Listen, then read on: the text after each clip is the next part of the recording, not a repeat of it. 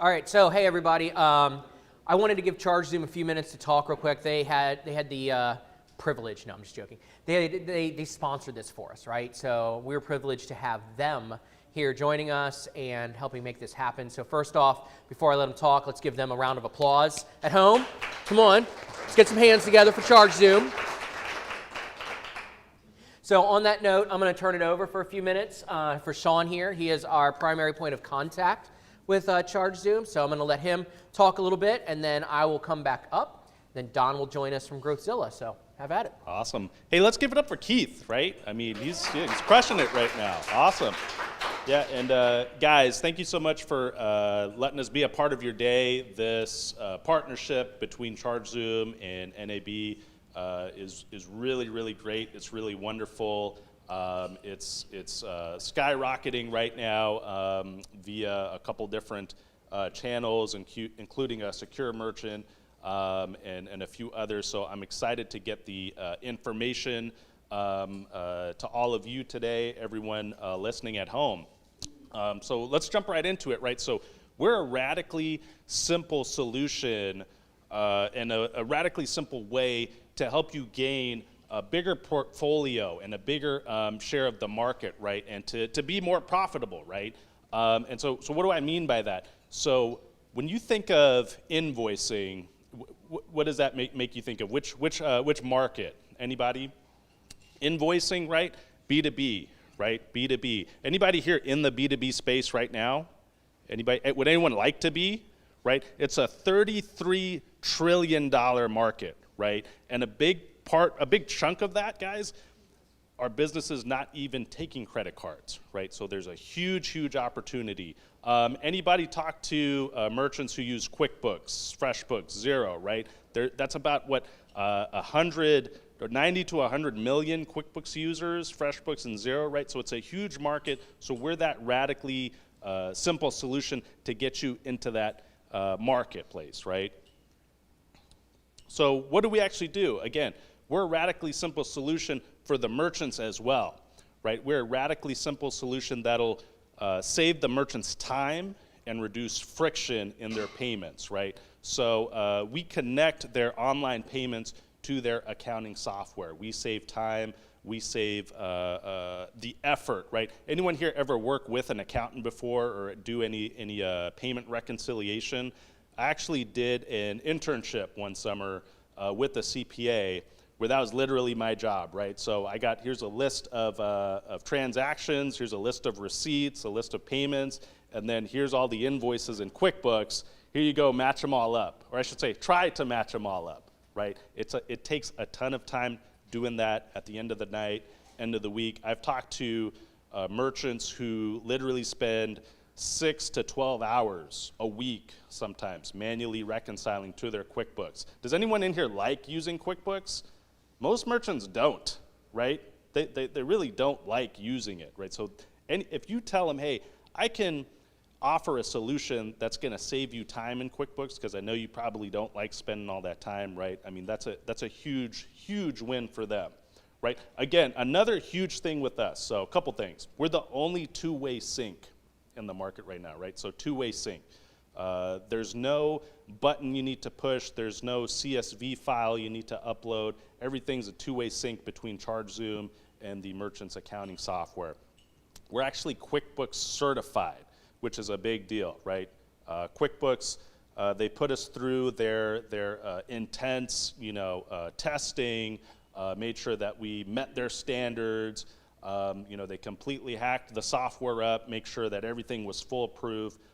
So we are in the QuickBooks App Store along with some of the bigger players, right? The Stripes, the Squares, we're there with them, right?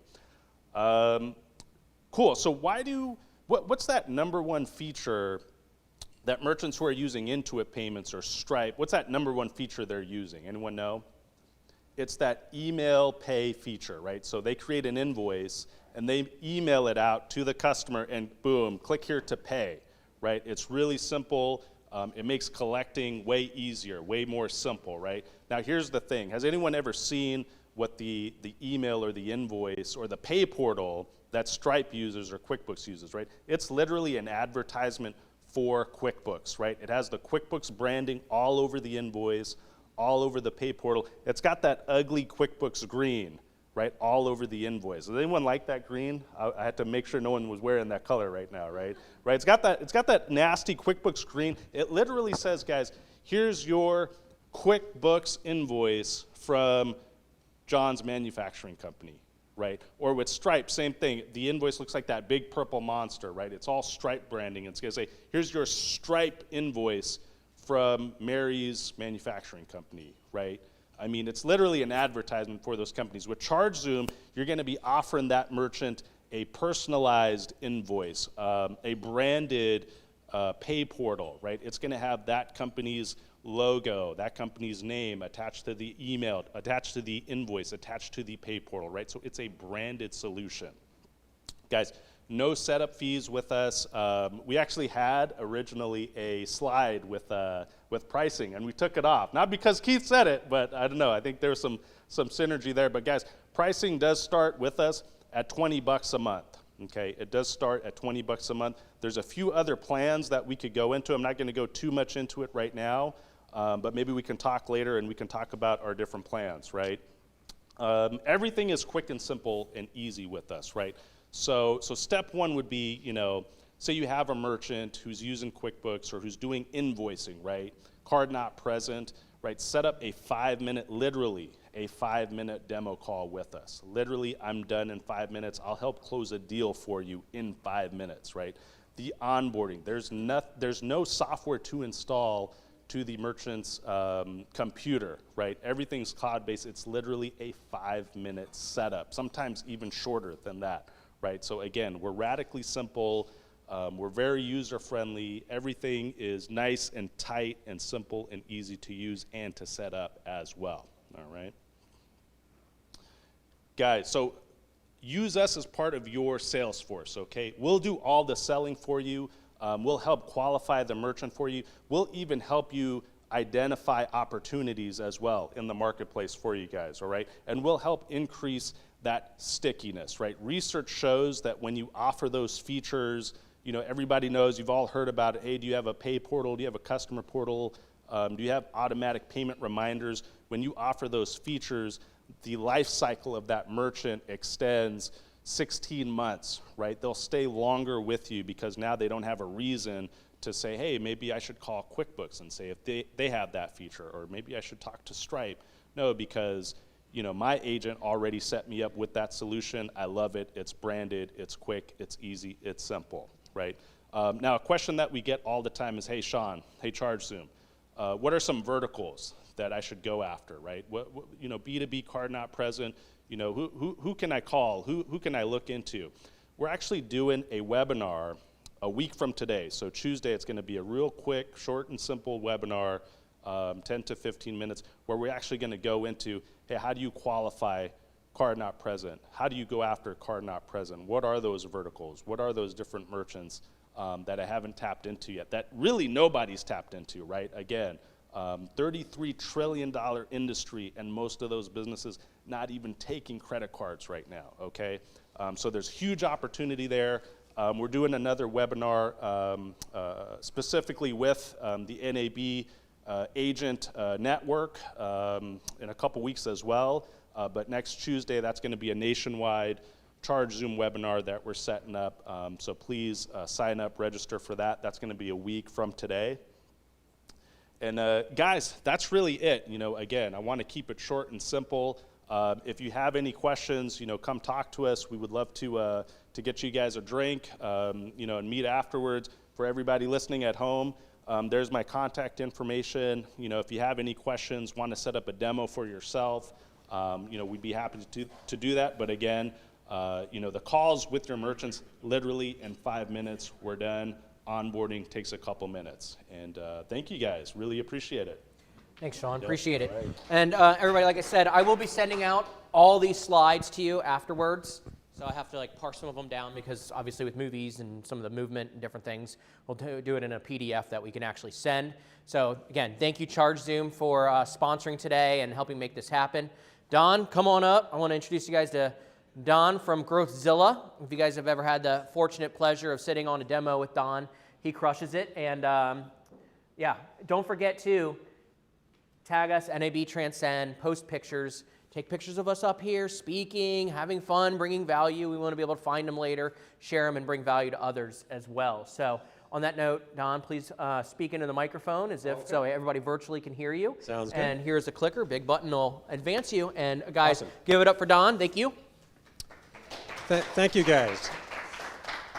Yeah, I'll be going over everything our point of sale, our booking engine does for people using our software, and that user base is primarily salons, barbershops, nail, so that's primarily who we serve. And what we have is a key tool where you're out there calling on businesses. If you're calling and come across exactly businesses in that space, you now have a solution you can bring to them. Go quick here. And yeah, our system is unique in that we have a check-in kiosk, so customers are self-signing in. They don't have to have a full-time front desk. Having them sign the customer in, where they might miskey something, put something in error, it's customers self-signing in. So in essence, the customers are creating that business owner's customer database for them. That is also cloud-based, so they're always storing everything that they need to know about the customer, key attributes, email address, key contact information, and over time, as that customer comes in and has different services, it's developing what their preferences are. Oh, this way. Okay, and we can run on either tablet or desktop for the point of sale piece of that. So we have the check-in tablet that's customer facing, but then of course behind the counter. It's that business owner's choice and what they have today. Key differentiator, if they're exclusively appointment-based, we recommend they run our system from a computer. Reason being, the computer has that calendar always on screen as far as which artists, stylists, barbers are available. In a tablet, it's a separate link to jump to the appointment view.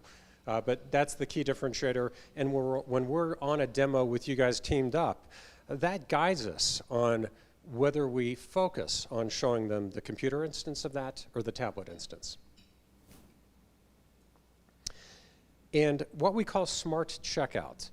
We used to run Smart Checkout on a tablet, Android-based tablet, and then have the separate PIN pad. That has been upgraded now to, if you might be familiar with this, anyone recognize this device or have them installed? Yeah, it's the PAX Aries 8. So when the customer wants Smart Checkout, again, optional, that's the piece of hardware we utilized for that. It's got the chip reader, touchless payment, and our app, all within one device. So no longer a separate tablet for them to say how they're paying, tip, rating their service for that visit. Now they can do that right on the payment device itself. And that is what Smart Checkout performs, by the way. That's a customer-facing screen, again, where they're saying cash or card. When they select card, that business has the option of acknowledging the cash discount program, then how they'll be paying, or excuse me, the tip amount, and then also rating their service for that visit. That service rating is an internal rating for that business owner. If they ever give what we call a less than favorable, on a scale of 1 to 5, if they ever give a 1 or 2, that owner can receive a text with the customer's contact information. So it will notify the owner, hey, you need to reach out to this customer. There's something that needs to be resolved before they reach any actual ratings and review sites. And then the apps. We have a series of apps. Up until recently, all of our apps were internal to that business. So the owner has an app where they can see up to the minute what's happening with revenue, which employees are clocked in, how long they've been clocked in, and revenue per employee. And then each barber, artist, stylist has their own individual app where they're seeing their services, they can book new for themselves, see their upcoming appointments, and it gives them revenue tracking for customers they're involved with, and also gives them a loyalty count. So how many customers are coming in asking for them. The goal is through the app that the owner has a way to keep everyone focused on high repeat, high retention. Our newest app is consumer facing. So now it's not just internal apps, but apps facing the customer. So If that shop says, you know what, I'd love to have an app in the App Store where my customers can download it to book their appointments, see their last receipt, see their loyalty progress, we now have that. So consumer-facing as well as internal employee and owner apps. And the key, I got asked today, how did the name Growthzilla come about? Why is it named Growthzilla? And when our founder was developing the product, he looked at what it would perform, knowing the user base is primarily small businesses, and he thought, what is it that small businesses want? What are they really trying to achieve? Why would they use software? And he came up with the key of what any small business is trying to do is grow. Grow revenue, grow customer base, and that's how we came up with Growthzilla. I'll get into Uzelli in a moment, another unique name. But anyway, with check-in, 97% of clients will use their phone number to check in, so they're in essence building their profile for that business owner. So 97% capture rate. The owner can then market back to them with having that key contact information. For returning clients, it'll track their visits. As I mentioned, loyalty is part of the program. Anyone using 5-star, using something separate for loyalty, I called on one yesterday. We incorporate it all in one. And there are solutions out there that say, oh, you can do loyalty in our program. It's this add-on of $49 a month. Or you can do an online booking engine. It's this add-on of another $49 a month. We've tried to make the platform as all-inclusive as possible. So our goal is to not have add-ons, to have the platform accomplish everything your business owner is trying to accomplish. But of course, loyalty will track. For customers that don't return, it will automatically message them to their phone a "We've missed you" campaign. So it's doing, in essence, drip campaigns, keeping that business top of mind for the customer. We found that with loyalty rewards in place, customers do pay attention to where they are in their progress. We know, because if they ever need to make an update on their loyalty, we hear it from the business owner. Oh, this customer thinks they had one more visit to account on their profile.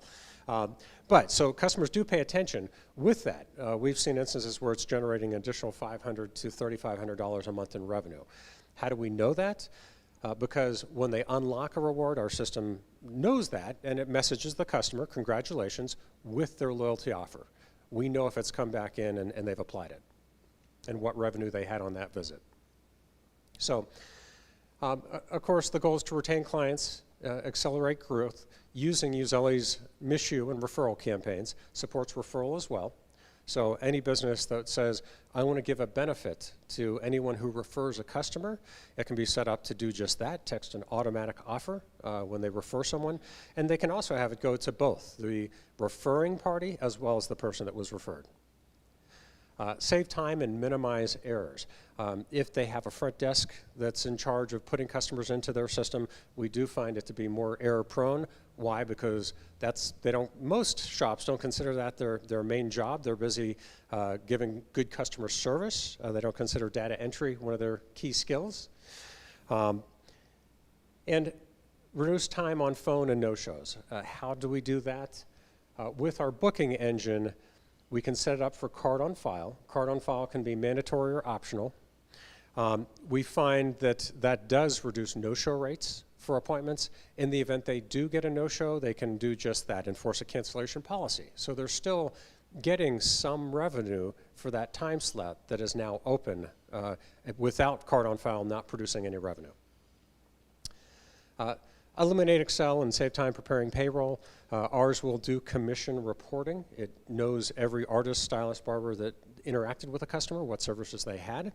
We'll also do separate service commissions versus retail commissions. So, and it will give them just that, the gross payout. It also brings tips into that as well. It knows what tips were left for that employee. And assess up to the second information. That's through the owner mobile app. So that owner through the mobile app is seeing up to the minute what's happening with revenue. Again, which employees are clocked in, revenue per employee. They're even seeing through the mobile app customer wait times. So it knows this customer's checked in. They've been waiting to go to the chair for 7 minutes. This customer's in the chair. They've been in the chair for 23 minutes. So all of that the owner can see right from their phone. And reduce pilferage. with the customers creating their own record, with the customers doing self-checkout and leaving their own tip, there's really no way to fool the system. So we've had owners come to us and say, you know, I'm not sure all of my team is 100% forthright on revenue coming in, on what's being left as tip. Ours, there's no getting around it because our screens are customer facing. It's not the front desk or an employee saying what was paid, what was rendered. It's the customer saying what was paid, what was rendered. Key differentiators and how we try and tip the scale there. Fast and friendly customer support. People might say, customer support, why does that matter? It doesn't matter until it matters. Once you need support, it's nice to have them there. I don't know what it is about the point of sale and booking for salon space, but our competitors have what we hear as horrific support. So we try and differentiate there and not be that. We think it's just the right thing to do, to have outstanding support. But for some reason, our competitors, we hear 1.5 hour hold times, things of that nature. We don't do that. Super simple interface. Every feature we design, while I mentioned we try and keep it as robust as full service of anything they would use, we always have simplicity at the core of what we're trying to accomplish in how it renders, how the user will interact with it. Custom designed hardware. We are a software and hardware solution, so those check-in tablets with their subscription, we provide that. We program it, we ship it to them. If they want that cashier facing and work from a tablet versus computer, we ship a cashier facing tablet to them, pre-programmed, custom branded. We are merchant agnostic. That's why we can work with all you great people. So we can plug your merchant services into us, and I'll get into the card not present as well in a moment. No annual contracts. If a customer ever isn't thrilled with us, we're cancelable at any time, and we do that on purpose. It does keep us always having a very active roadmap of what we're building to based on our customer feedback. And modern technology stack. So we are a relatively young software company coming up on 6 years. The benefit there is it's a new code base. And the code base we were on, we weren't happy with the efficiencies. There was a better code base. So guess what? We're also switching right now to even the most modern code base available. So what that just simply means speed, ease of use. Fast development cycles. We do a release about every 2 weeks. And very, very active. We have a release going out tonight. Data ownership. Again, it might sound like you got a new transmission in your car. You have to have it, but it's not much of a benefit to speak to. In our business model, the customer owns the data. Your business owner owns their customer data. That might sound like a given, but again, we have a lot of competitors. That's not the case. They've created their own marketplace. And when a customer books through their software, they'll then remarket to that customer. Even though they booked for ABC Salon, they'll start getting marketing offers for different businesses because the software owns the customer in that model. In our model, again, your owner owns their customer data. Frictionless and on-page booking. In those models where the software provider owns the customer data, that customer has to create a username, a password, just to book an appointment. In ours, they don't have to have a username, password, no accounts. They're just going to their booking links, saying what services they wish to have, any service provider preference, and time and date. Another key in how our booking renders on screen is it renders within their existing website. The reason that's important, we don't launch a new tab, launch a new page. When that happens, Google sees it from an SEO standpoint. Google thinks that business owner has lost the customer because they've navigated away from their site. Within our booking engine, because they're always on that site and everything happens in screen, there's an SEO benefit as far as how Google reads time on page. And the full collection of features. So client notes within any profile, they can put as detailed notes as they want. We can come up with custom note categories for them. Oh, we do have some pet grooming facilities that use our booking engine and point of sale. So it's still in that personal services, but for pets. And in that category, the notes aren't hair, cut notes. It's primarily breed, dog name, things like that. So notes are completely customizable. Staff scheduler, Membership, if they have recurring, maybe they have pay this amount per month and you can get 3 of these services. That's supported through our software. We already mentioned loyalty's built in. All the internal apps are included. So the employee apps, the owner app, referral tracking, self-check-in. So, and you'll get this. I don't need to read them all off to you. I do want to highlight multilingual. We do Vietnamese. We do Spanish. We have an install base in Mexico City. The one thing, we get a lot of requests saying, can we demo in Spanish? And while we can make the system be in Spanish, we ask if it's a demo where interpretation is needed, we don't have a good resource for that. So if you have an agent, a friend of that owner that can interpret, that would be needed. And getting into what our subscriptions look like. So we do what I call station-based pricing on our subscriptions. As I mentioned, no contracts. They authorize for us to set their account up and collect their data, but there's no term to that. And if they're small shop, they say, you know what, I'll just do everything from a cashier-facing station, either tablet or desktop. 500 texts are included with the subscription. The software can handle any text volume, but we integrate with a best-in-class third-party provider. There is a volume impact on us, so that unfortunately is passed through, but 500 included in a basic.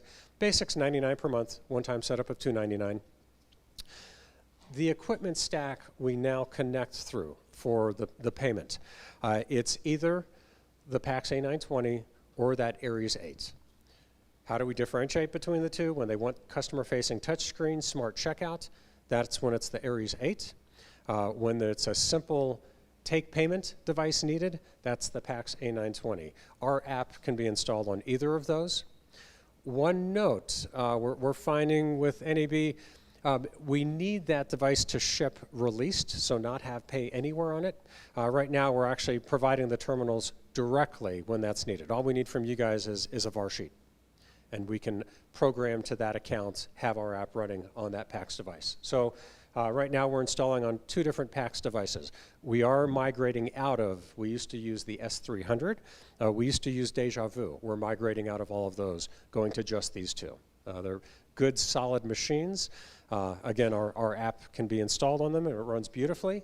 Our goal, I said, we want things to be as simple as possible for the user. We also want to minimize anything that triggers a support call. We want it just to seem flawless as far as the customer's view of how we work. And we're determining our hardware needs based on trying to be flawless also. We found that we were getting more support calls on Deja Vu, more support calls in the S300s. It was just a reality of how those connect. So that's why we've migrated to just 2 solutions, the A920 and the Aries 8. If they say, you know what, I love the self-check-in where the customer is creating my database for me, and of course you're going to have the cashier-facing station. That's the constant on any plan. That goes to what we call the Duo, the middle.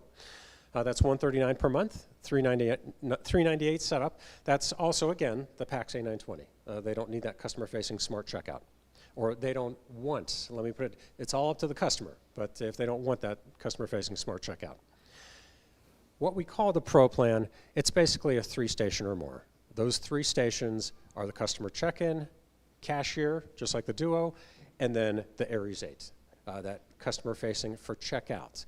We keep our stations locked down, very simple in what their business purpose is. So the check-in, it doesn't toggle, it's not on a swivel, it's just for customers checking in, saying they're there for their appointment or there's a spontaneous walk-in.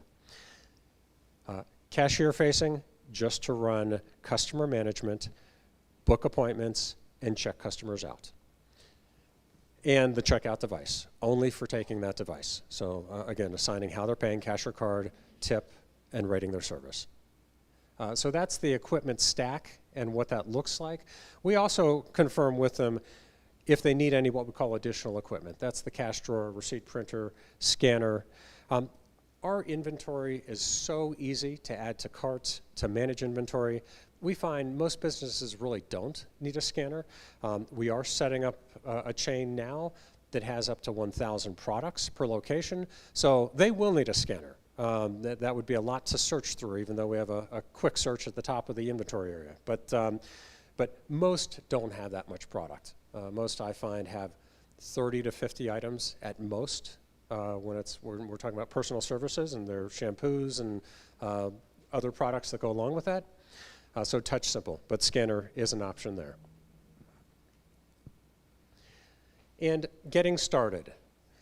We do an e-sign document. We put that together after we've demoed the client. Our demos on average run about 45 minutes. If they ask a lot of questions and really want to dig deep, that can go to an hour, but generally 45. We do them live. We haven't put a lot of videos out there, and I get a lot of requests. Can I just go to YouTube or go to some video channel? We haven't done a lot of investment there for one primary reason. Remember, I mentioned our release cycles are very rapid, about every 2 weeks, and we continue growing the product so dramatically that we just don't want to put a lot of investment into videos just to have them be obsolete on the next release. So our demos are live. I have a Calendly link, which the Payments Hub team has. And anyone's really welcome to it, but they love to be in the loop and help coordinate that. And it hits my calendar directly, and again, live demos. After the demo, what we do, we send them follow-up information, the PowerPoint we review at the beginning of the call, all of our direct contact, and clarify their plan, what will work best for them, whether it's that basic, Duo, or Pro. Once we have that and any additional equipment needed, we do an e-sign document to them. Our onboarding, once they do that e-sign document, is about 2 weeks is what's asked. We have onboarded much faster. We've done a 3-day setup, we've done a 5-day setup, and that does happen with regular frequency, but we ask for 2 weeks. It's all based on their business need. We have a team that sets up the back end of the account, so their services menu, prices, staff information. As long as they're providing their staff and the cell number of that staff number, we can grant them app access to download in the iOS or Android App Store. And also any files they can provide. So a lot of customers ask, will I lose my existing customer database? If I'm on an existing system I'm not happy with, I want to come over, can I retain my customer information? The answer is yes. As long as they can generate a CSV or Excel file, we import that customer data into their new account. We do remote training. So we used to install in person, so we were all running around like crazy. But now the equipment arrives, we go over a step-by-step with them on how to connect, and then once they're fully connected, then we do a workflow training review with them. And our training, they can consider it ongoing. They can call anytime and say, hey, I either need to re-review something, or hey, I have a new team member who needs to train. We also, from a training standpoint, have put together online modules. There are some chains that we've rolled out and some brand new chains coming into the US that we've gotten verbals from as far as launching us. And when it's a chain instance like that, 70, 100, this one thinks they'll have 1,000 in 2 years, locations, then we do a video platform for them where each employee is getting certified through the video dashboard. And those aren't really demo type sessions. Those are very tactical. This is how a customer gets entered into your system. This is how you process payment, how you book an appointment. What I just mentioned, we're thrilled to see, because we love the individual owner, we also love the multi-location. And more we're getting involved in multi-location. Right here in Texas, if you're local, anyone ever hear of Knockouts Barbershops? Yes, they just completed their implementation across 60 locations, mainly in Texas, but they go into the Midwest as well. I think they have one in Arizona, but just completed their implementation. They also run their app is us in the App Store. So if you go to your App Store and download Knockouts Barbershops app, that's something we created and designed for them. That is the exact look, feel that any customer can have. So ongoing training. ongoing point of sale support. Our goal is to minimize their need for support, but when they need it, our support is there for them. A couple weeks ago, Knockouts had an annual conference we attended, and there were people coming up to us saying, we love this support person. We love that support person. So when they do call, we always want to make it a great interaction. And it was interesting. We'd love to hear them, just talk about the software, but they talked about support and how much they love that as much as they talked about how much they love the software. So I may have gone a little fast. Let me see how we're doing here. 142. Okay. Any questions? All right, boy. Yes. Do you have people going to the hairstylist shows representing your software as an agent? Well, as an agent, we'll set up shows periodically, not a lot. And even when I was in Dallas 3 weeks ago, it was BarberCon, was the show in Austin. We didn't attend only because with BarberCon, it's primarily the individual barbers. So it's not, from what we were told, unless we got the wrong read on it, but it's not the business owner. When there's shows that bring in the business owners themselves, yes, we will display and exhibit at those shows. But we've got such a great network. You guys have done such a great job giving inbound activity.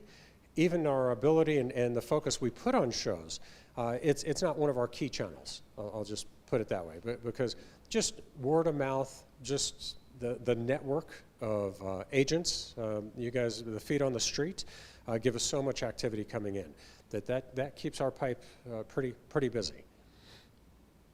Yes. How do you handle, like for Vietnamese salons, they want their payouts, like some cash and check? Well, yeah, we give up that payout calculator. That downloads as a CSV or Excel if they don't want to just look at it on screen. They can run and divide it, slice it however they want from there. And we can, if it's consistent percentages, we also do custom reports. So we can drive a custom report for them. Each account gets up to 5 custom reports. We have a report builder who does just that. In their dashboard, which is their reporting and back-end management, that's where they would see that custom payout report. So Let me trade you that so I can walk with the room. Anybody else have any questions? All right. Jenna, back here. You've mentioned that 2 options to pay. Does that mean you have the cash discount on it ready now, or is that coming very soon? yeah, we have cash discount now. It's not what Edge. Keith and the group, it's not the model we want to get to. So it's not matching the Edge dual price. Our cash discount model now is an add-on. So the customer on that smart checkout device, when cash discount's in place, they're saying whenever they select card, they say on screen, pay by cash and save, whatever it is, 3.75%. Are you sure you wish to pay with card? They say yes. So that's our version today of cash discount. I did get a date. Keith said, when do you anticipate the dual price? Been pushing for a while. The true, yeah. We've been, Yes. yeah, we've been pushing for this, but it is end of first quarter. So, yeah. So that basically means that we can't put our Edge program on Growthzilla, basically for us. That's what that means. Okay, just. Yeah, I mean, As of today, yes, as of today. yes, correct. First quarter, end of first quarter, yeah. Unfortunately, toward the end, but that's the timing my dev has given me. Sure. Okay. Anything online, Mark? Okay. Cool. Anybody have any other questions for Don Growthzilla? I'll say a couple things too before I get on here with Sean, because we got a couple minutes. So I will say this. Let's go ahead and click to the takeaways real quick, and Don, please jump in on this too. Okay. So I always put in a few takeaways for you guys to stand here next to me. So with the A920, we went through that product suite, and you guys, carrying that A920 device, even if you're showing it on Pay Anywhere, but then the opportunity really in an appointment-based business is Growthzilla. You still have a consistent story, right? You still have, hey, here's the piece that we run part of the Growthzilla platform on. So you're kind of building on that same technology and unifying your story. some of them like really master the benefits of Growthzilla. In my opinion, this is a space, because it's such a solid solution, even if it can't run Edge yet, it's such an incredibly solid solution to go out there and win business. Everybody wants, if you were to look at verticals, and you look at, okay, I have, let's go, appointment-based, hospitality, retail, e-commerce, whatever it is, B2B, and you have different verticals to go after. One of the things that where the lowest hanging fruit, or where you want to invest your time, are the ones where you have the greatest opportunity to bring the most value. Okay? We all know in hospitality, you're up against the Toasts, some of these other solutions that are doing really, really well, right? Everybody gets frustrated over that. You don't have that type of competition in appointment-based businesses. You're literally walking in there being the, quote, Toast, right? You're walking in with some of the best stuff you can possibly sell. So that's why I put on a third one. Like I said, I'll let you Don jump in here if you need to. Build what I call Dream 50. And I've mentioned this before. Look in your general area. If you have, whether it's veterinary places, pet places, anything that's appointment-based, salons, spas, barbershops, whatever, right? And then you look at size and how many seats, and you build your Dream 50. If I was going to go out and target 50 merchants that could use Growthzilla, that becomes a strategy, and that's the first step on it. I would sell and go after 50 of those and close a much higher percentage with Growthzilla than if I were to try to go after 50 restaurants and try to sell it, right? You might get 1 or 2. You can get 10, 15, 20 in appointment base, because most of them are using a dumb terminal and then some kind of software to do the appointment side of it. You don't get the experience of the check-in. They don't get the customer engagement. You have more value to bring, and you don't even have to get bogged down in the price conversation. Yeah, if I'll piggyback on that. Great points. And when you're calling the businesses, if they're still using a paper book, that should be definitely jump on that location, because we can make that all electronic, again, seeing from the apps, not just the point of sale, but complete mobile access to their booking engine and upcoming appointments.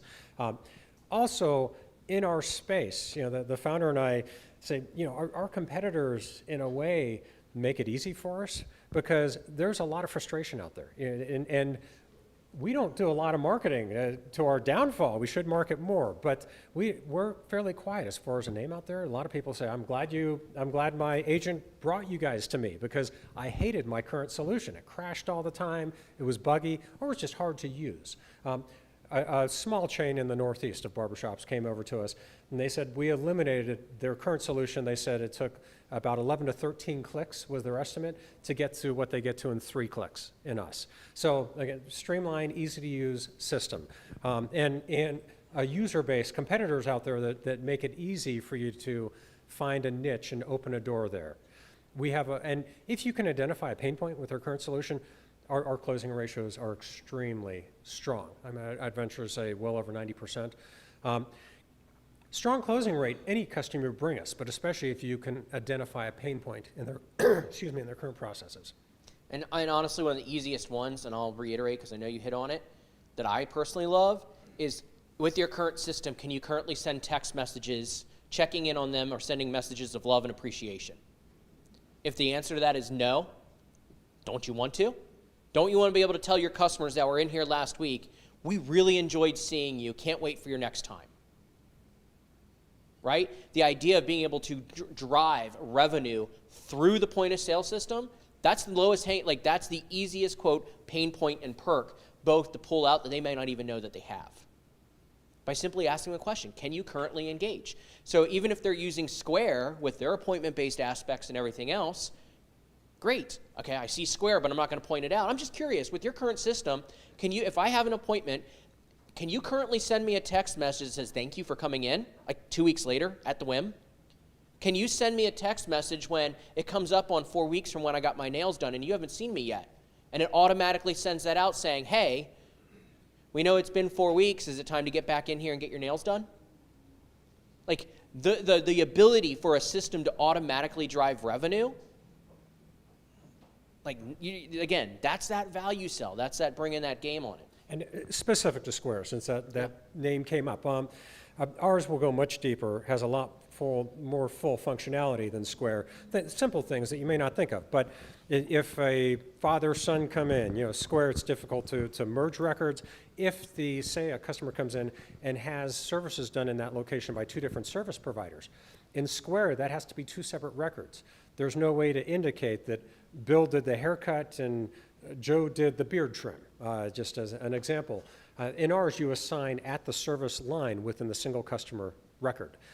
That's not the case in Square. Again, they have to check the customer out on one service, check them back in for the other service, check them out on the other service. So there's some disconnects in Square that we solve for. Perfect. I think Mark's got an online question. Yeah, quick question asking who your primary competitors are. Oh yeah, you'll hear out there MindBody, Booker, which used to be separate, is now part of MindBody, Millennium, Vagaro, and Square. So we still hear Square a lot out there. But out of all of those, Vagaro does a decent job. They still have some pain points. We still have customers coming over to us from Vagaro saying, hey, they did a release, it crashed on me for a number of hours, we couldn't do anything. So there are some pain points there. Overall, though, they're the better competitor. And I will say this, as somebody who uses Vagaro as a consumer side, the lady who does my son's hair, she's got a little truck that he can sit in. Like literally took a Power Wheels truck and turned it into a seat, right? She uses Vagaro. I hate trying to set an appointment with her through Vagaro. It's just not user friendly. Yeah, that's the username and password issue. Yes. If you're on a new device, you forget your username and password, it's all pain. Again, they don't need one with us. And in Vagaro, they won't recognize this if they say, oh, the software works, I can check customers out, it does what I need to do. They may not realize Vagaro owns the customer. They don't own their customer data. That's one of the companies that was retargeting. Because they have that customer creating account with them, the software provider, they were retargeting with other businesses. So that might be an unknown pain point for that business owner, that they don't realize that's happening, but it is happening. Not medical yet. Medical, there's this thing called HIPAA certification for privacy and information for health records. We're not HIPAA certified. So that will be a future roadmap, but further out than dual price. So let me ask you on that. Does that possibly raise a question with medical spas that aren't? Yes. Okay. So yes. Growthzilla may not be the best fit for a medical spa. Exactly. If it's confidential health-related records that are being stored in the software, they should have a HIPAA certified solution. I still see them. I come across them using non-HIPAA other solutions, but they really should be on a HIPAA certified solution. Can they parse that out? Can they use Growthzilla for the check-in experience and some of that stuff without holding all the records? Yes, okay. They can. So if they have a HIPAA software on their computer, yep. But they have no way for customers to be able to create an appointment, see the scheduling, and then check in when they walk in and do the payments, you can technically use Growthzilla on a hybrid and keep the medical information separated out from it. Exactly. And quick, just to talk a little more about roadmaps. One release that's coming up, we're about 2 weeks out for it, as just some enhancements we have a lot of locations coming to us that aren't personal services, as in that the person says, I want Sue to cut my hair. Instead of booking an artist or a barber, they're booking a room, like a salt room, or a spa, or a bath. We're having a release coming up that takes it and makes it very easy to convert our booking engine to just a resource. So they may have 2 employees working the front desk. They'll never get selected in the booking process. They're booking room B, which has this service associated to it, this resource. So resource booking is within the next month. We'll have a full resource booking instead of a personal services booking. MindBody Online and Booker are always popping up in my face. What would you say the pain points using those to leverage getting Growthzilla in the door? Yeah, common pain point we hear from there is complexity. Complexity, poor customer service. I mentioned some long wait times earlier. I'll just say that was with MindBody. I was at a location when they were coming up on their second hour, trying to get support to pick up. So, I'll, firsthand experience, I guess I can name them by name. But yeah, support and complexity are 2 of the common pain points. You may discover others, but those are 2 very common. Cool. All right, Don, thank you very much for this. Let's give it up for Don. Appreciate it. All right, up next we have BigCommerce here in just like 4 minutes. So I'll have Maggie come on up. Edward, are you jumping in the action too? Or are you here as moral support? I can stay out in the back. All right, how many of you guys have been on any of the BigCommerce trainings we've done over the last year? All right, so before we get going, while they're kind of coming up here and getting set up, I have had a blast working with the BigCommerce team. Some of you guys met Grace at the beginning. She's no longer with BigCommerce, but Maggie has been a huge help. Edward stepped in now. I mean, this company is a lot of fun to work with. And I said even back at the beginning of the trainings, when we first brought BigCommerce into ecosystem before we had a direct integration, I dumped my Squarespace site that I sell my t-shirts on, and I put in BigCommerce because I actually wanted to experience it from the merchant level, right? How easy is it to build? Because I'm not a tech guy. So can I sit there and put my products on there? Can I build something that looks halfway decent? How does it function? I worked with the BigCommerce team behind the scenes. Okay, I have a question. I can't get the GoDaddy thing to port over properly, and they helped me and stuff. So they've just been an awesome company, and I just wanted to share that before I kind of turn this over to you. Thanks. So again, you got to hold this so that way people virtually. Got This it. is your hot box, so to say. So the camera's got you. Are you going to be talking at all? At the end, yes. At the end? So you can either share the mic or I can give you this. I can just hold this. Is this what Beyonce feels like? This is awesome. Thanks for miking me up. All right, and on that note, we'll go ahead and, well, let's see. I don't think anybody virtually is going to care. Go ahead and get started whenever you want. Okay. Here's the clicker. Okay. Big button. That Big goes button. forward, little one goes backwards if you need it. Awesome. Cool. Hey, everyone. How's everyone doing? Good. Has it been a long day so far? No? All right. Well, I hope I don't make it any longer for you. But I'm Maggie Stevens. I manage our partner enablement program for all of our technology partners at BigCommerce. Our tech partner ecosystem is really vast. It spans not only payments and POS, but shipping, tax, accounting, marketing technology, back office partners like ERP systems, product information management, order management, et cetera, et cetera. We've got about 600 partners within our ecosystem, and I work with all of them to make sure they're trained on BigCommerce. Edward? And I'm Edward Mills. I'm the senior partner manager on our payments team. I've been working really closely with Ryan and with Keith on the commercial side of the partnership, and working with a lot of representatives at North American BankCard to help close deals and win processing online for our partners. So very nice to meet you all. Awesome. So if you haven't heard of BigCommerce, we are an e-commerce platform. Is everyone familiar with the concept of e-commerce? Buying and selling online. Yes. And we know that the last year and a half, gosh, we're coming up on almost 2 years of the pandemic, has changed the way that we do shopping. We're shopping online a lot more, and it's really ushering in a new era of e-commerce, and that's what BigCommerce is here for. Our slogan is e-commerce for a new era, and that's what we really want to usher in. So when thinking about talking to your merchants who potentially want to sell online, the first question you want to ask them is, are you ready to expand your customer base? Selling online and opening up an e-commerce business is a really good way to find new shoppers, get more business, and to just all around be able to sell more.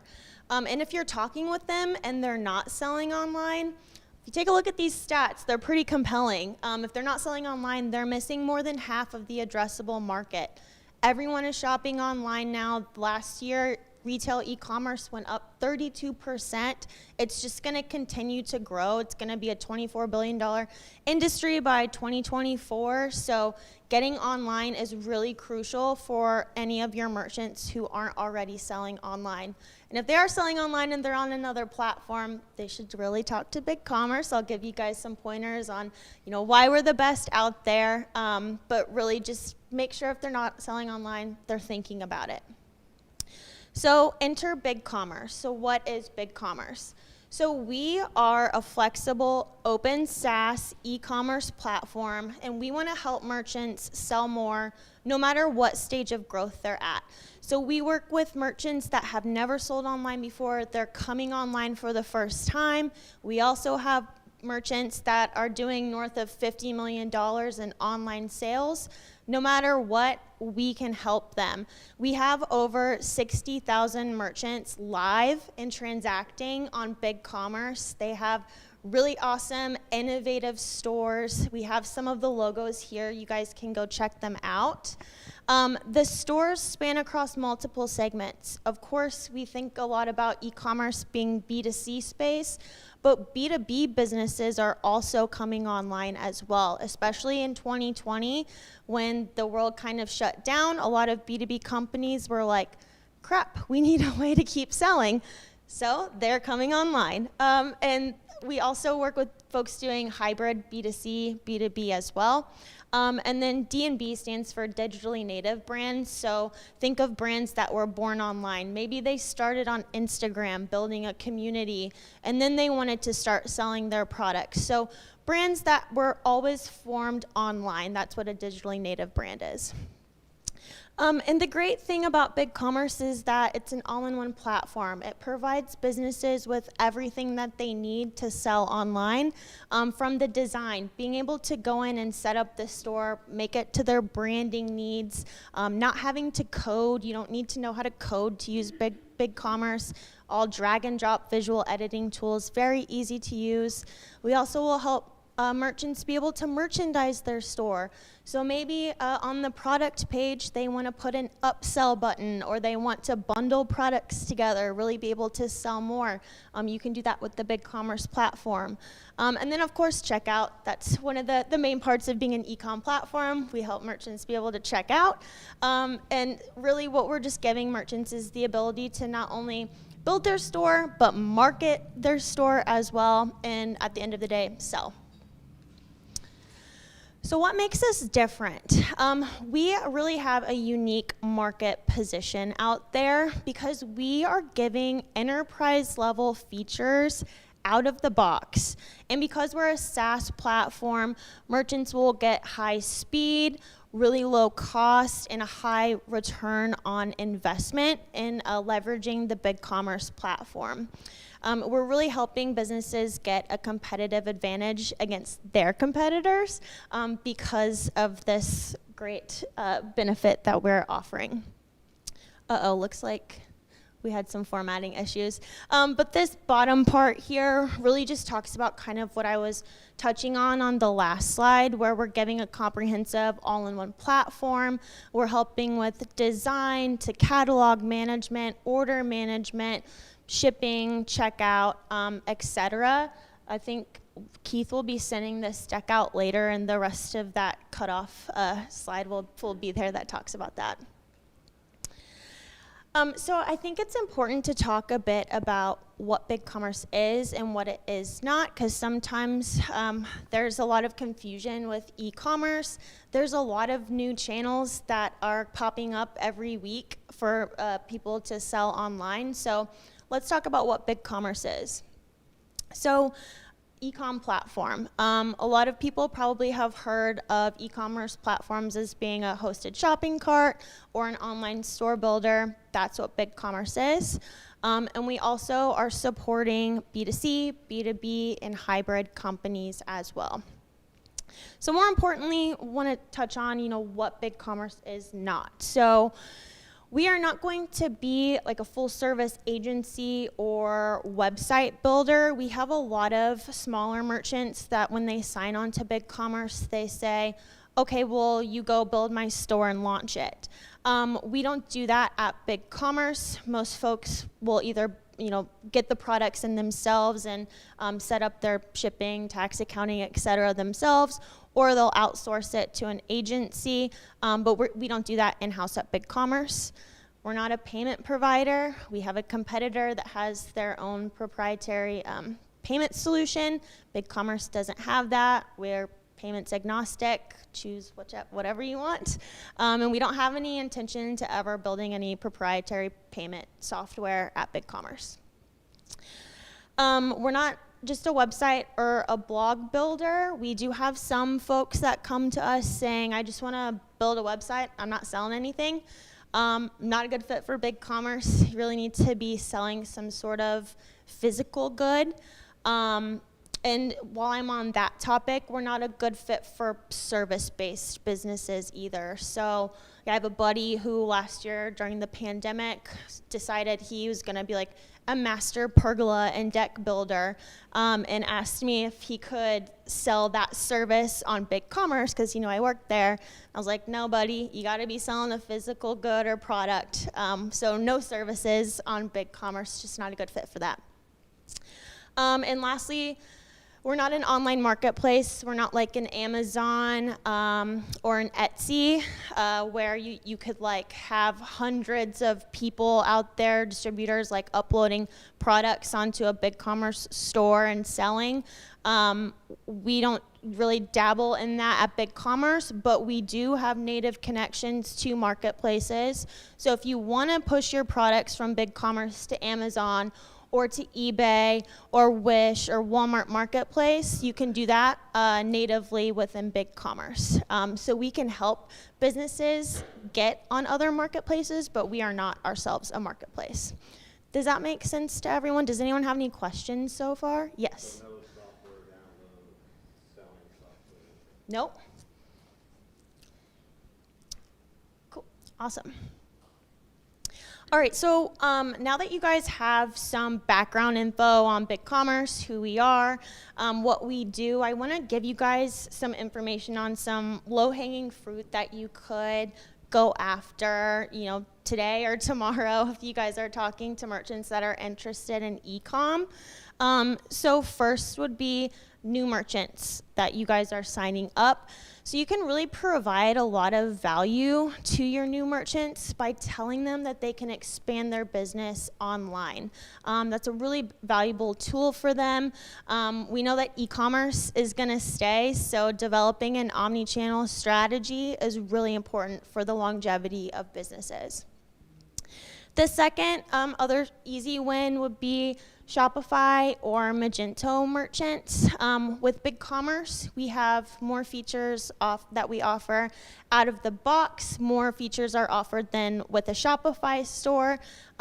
With BigCommerce, we can save merchants between $3,000 to $20,000 per year because we have more features offered that would to get feature parity on Shopify, a merchant would have to add on applications or other costly add-ons that just add into that total cost of ownership. So we'll save Shopify merchants money there, and then we can be up to 75% less costly than Magento.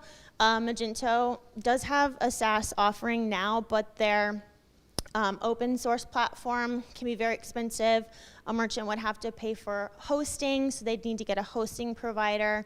Security doesn't come with it. They'd also have to pay extra for support, so we can save them a lot of money if they're on Magento. And lastly, home-built sites. Our sales team has weirdly been coming up with a lot of prospects that are using home-built sites. It's really popular right now, and it's a really easy win because those home-built sites are lacking a lot of e-commerce functionality that's new today.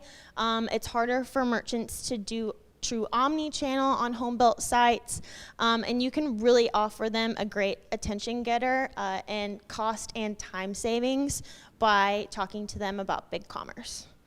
Any questions here?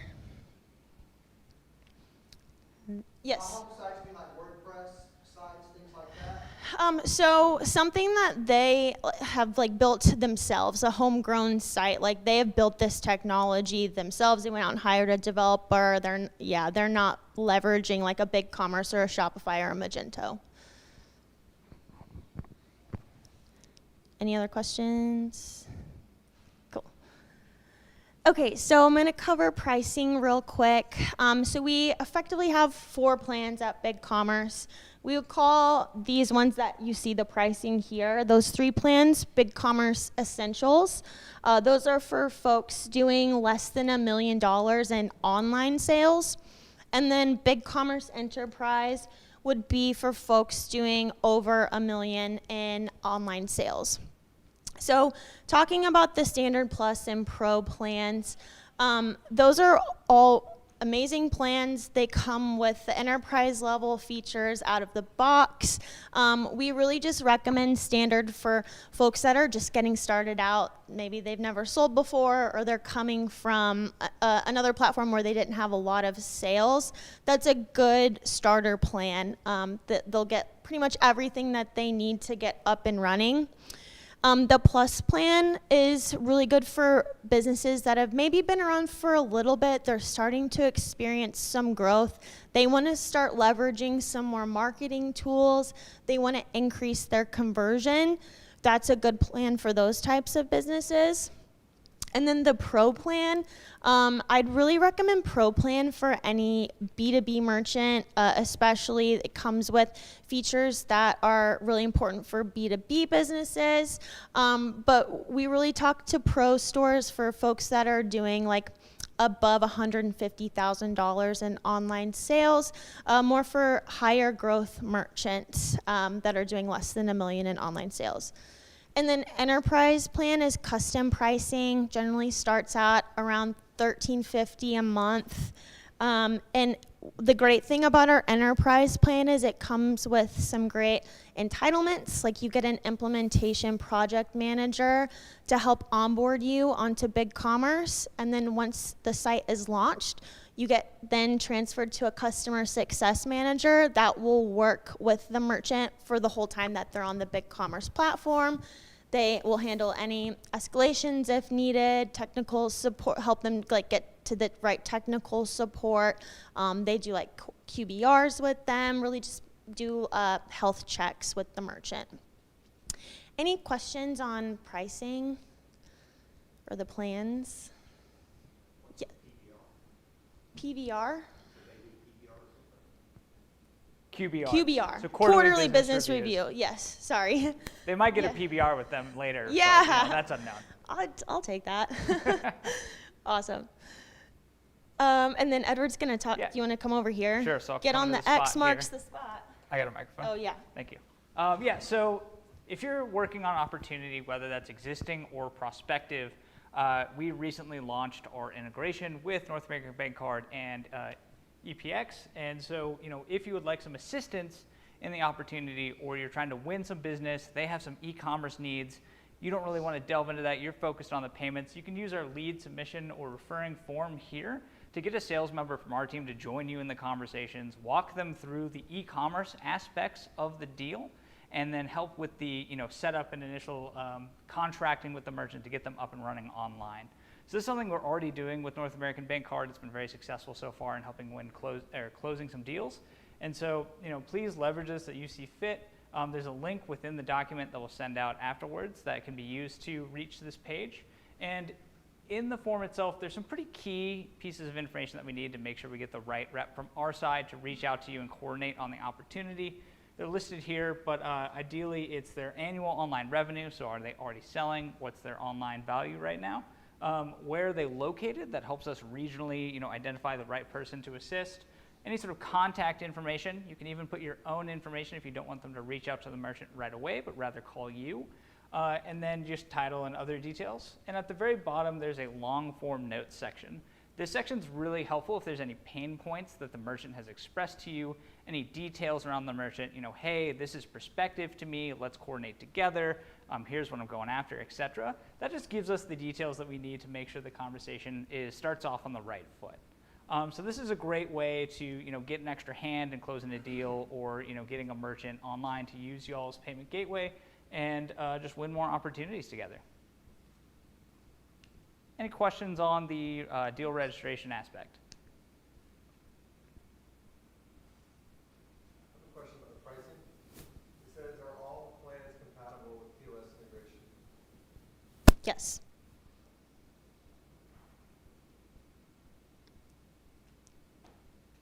Cool. Okay. Switch back. One more slide for y'all. 3 key takeaways from today's presentation. If there's anything I want y'all to remember, it's these 3 things. First, we are designed for small to large enterprise businesses. We intentionally designed our platform to support all types of businesses. So don't ever think that a merchant is too large or too small. We can work with them.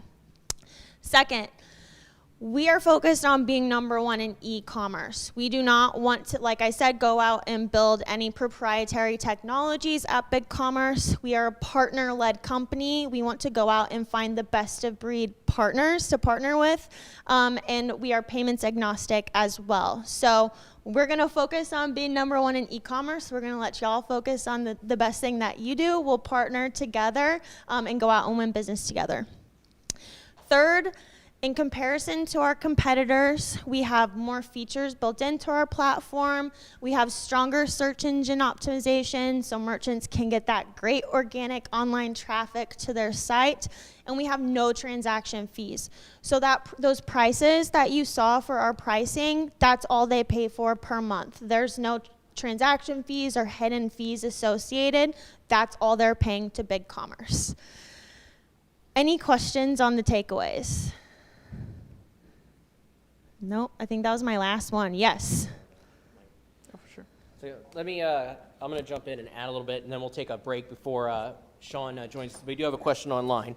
So here, Maggie, let me, so we've got to make sure people are grabbing these. So let me take this mic over. I'll be right back with my lapel one. One more question. Yep. Can merchants utilize Edge program while using BigCommerce for online sales? Cash discount. I'll answer that one. Okay. So I get that all the time, and I'm actually glad somebody asked it here. Okay. So we're going to go through it in that session later today. We're going to break through. We're going to go through surcharging. We're going to talk about cash discount, the competition way, cash discount in the true cash discount model, and then Edge. But for the sake of the time, because we have the time, I will readdress it. We also have some standalone sessions in your partner portal that I created around card not present scenarios and Edge, which e-commerce goes into. Okay, you can't do any form of cash discount, convenience fee, Edge, or anything else in an e-commerce setting, regardless of platform, unless you have ACH as a payment option. And think about it from a customer experience. Yesterday, I went to unpack my stuff and I realized I didn't have any jeans with me. So I had to go find jeans. Now imagine if I'm going online to buy jeans, even using a BigCommerce platform for somebody local, and I find jeans, I buy it, and I mark it pickup. Now all I have to do is go pick them up, okay? But let's say I needed them shipped here. I find jeans and they're $50.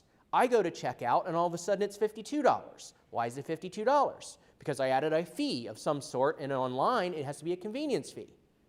Okay, well, why am I paying an extra 4%? Because you're paying with a credit card. Great, give me another option to pay without a credit card. There is none. Good experience or bad experience? Why didn't you just make the jeans $52? Okay, you have to have, unless you're a government entity, you have to have another form of payment available. Now, you could theoretically build a platform in e-commerce that has a $50 pair of jeans if I pay with ACH and a $52 pair of jeans if I pay with credit card. Now I'm giving the two options the same way I'm giving a cash or a credit in person. BigCommerce isn't built, and most platforms are not built to support two different ways of checking out, changing the pricing model. So I always want to make sure I try to address that question very, very clearly. Everybody wants to do, hey, we want to help merchants offset their fees in an e-commerce space. Trust me, get online, Google convenience fee guidelines. It is a pain in the butt to be executed. Literally every single product on every single individual page needs to have a disclaimer, and you have to have the opportunity for cart abandonment. And you have to have ACH built in. There's a reason why most people don't do it, because it's difficult and a bad online experience when you're dealing with a click away from looking at a competitor that doesn't do it. Right? Merchants just need to build it into their pricing online, just like they, if they really want to recoup it. There's no clean way of doing e-commerce. Now, what I will say on top of that is through NMI and some other stuff, if it's simply an invoice, I have a $1,000 invoice to pay, and I go to a website and they give me the option of paying with credit or ACH, and they have a convenience fee if I pay with credit, and there's no convenience fee with ACH, that's a different story. But that is not e-commerce the way that BigCommerce exists today. Okay? BigCommerce doesn't have just a web portal for people to pay bills. BigCommerce supports, I want to sell a pair of jeans. How do I sell it and have a customer experience? Do they buy that, either have it shipped to them or have it picked up at the store? I hope that helps everybody here and online understand why Edge and cash discount in an e-commerce space just does not work. I mean, when I built my t-shirt site on BigCommerce, I went the other direction. You go to enjoylifetees.com. This is not an advertisement. It's on BigCommerce. It's not great because, again, I did it myself. I hardly have any time to do it. But you go there and a t-shirt's $25. That includes everything, shipping and everything. Now, depending on where you're at, the shipping could be $5 up to $12 for me to ship a shirt. I don't care, right? Because people, when they buy online, they want easy, they want simple, they want clean and fast. What you don't want to do when you're shopping and building an e-commerce customer is create opportunities for cart abandonment. The more stuff you have in place that makes the checkout process confusing, the more opportunities you have for cart abandonment. That's right. Reduce the friction. We'll share this. Frictionless purchasing. Awesome. Any other questions? Yes. Want to get the mic to you. We gotta wait for the mic so they can be heard. If a merchant is already processing with another platform like WooCommerce or Shopify, is the transition, how simple is it? What is the process? Yeah, that's a great question. And we have a couple of different avenues that a merchant could go down to do that transition, especially if they're coming from a WooCommerce. I would assume that they probably have less than 10,000 SKUs on their store. We have a really great option for merchants that have less than 10,000 SKUs. We have a free app that they could download that's a catalog transfer app. They would it's a CSV import export. They take down all the product information from the WooCommerce store and then upload it into BigCommerce. Again, that's free. And then we also have a data migration services team in-house. It is a paid service, but they'll pour over product data, customer information, payment tokens, order history, etc. And that process is really easy, can take, depending on how much data is in the store, like 4 to 8 weeks to do that migration. Thank you. So one of the things I encourage you guys when you're out there selling e-commerce is be straight up with merchants, right? I always tell merchants, don't do e-commerce unless you're willing to give it the time and dedication you would as if you're opening up a second brick and mortar location, okay? Because what most people do that fire up an e-commerce store is they think, oh, if I simply put it out there, I'm going to sell a bunch of stuff. Well, that's not the case, right? You know, there's SEO that goes into it. There's marketing it through all your channels. There's making sure every single customer goes in, does the appearance. Am I keeping inventory on there that's fresh and vibrant? You know what I mean? Like, what is that experience like? How am I driving attention to the store? Now, when you have a point of sale and everything else that does the inventory management, that makes it a lot easier, like a Vend with BigCommerce and such, right? So that way you're not duplicating work.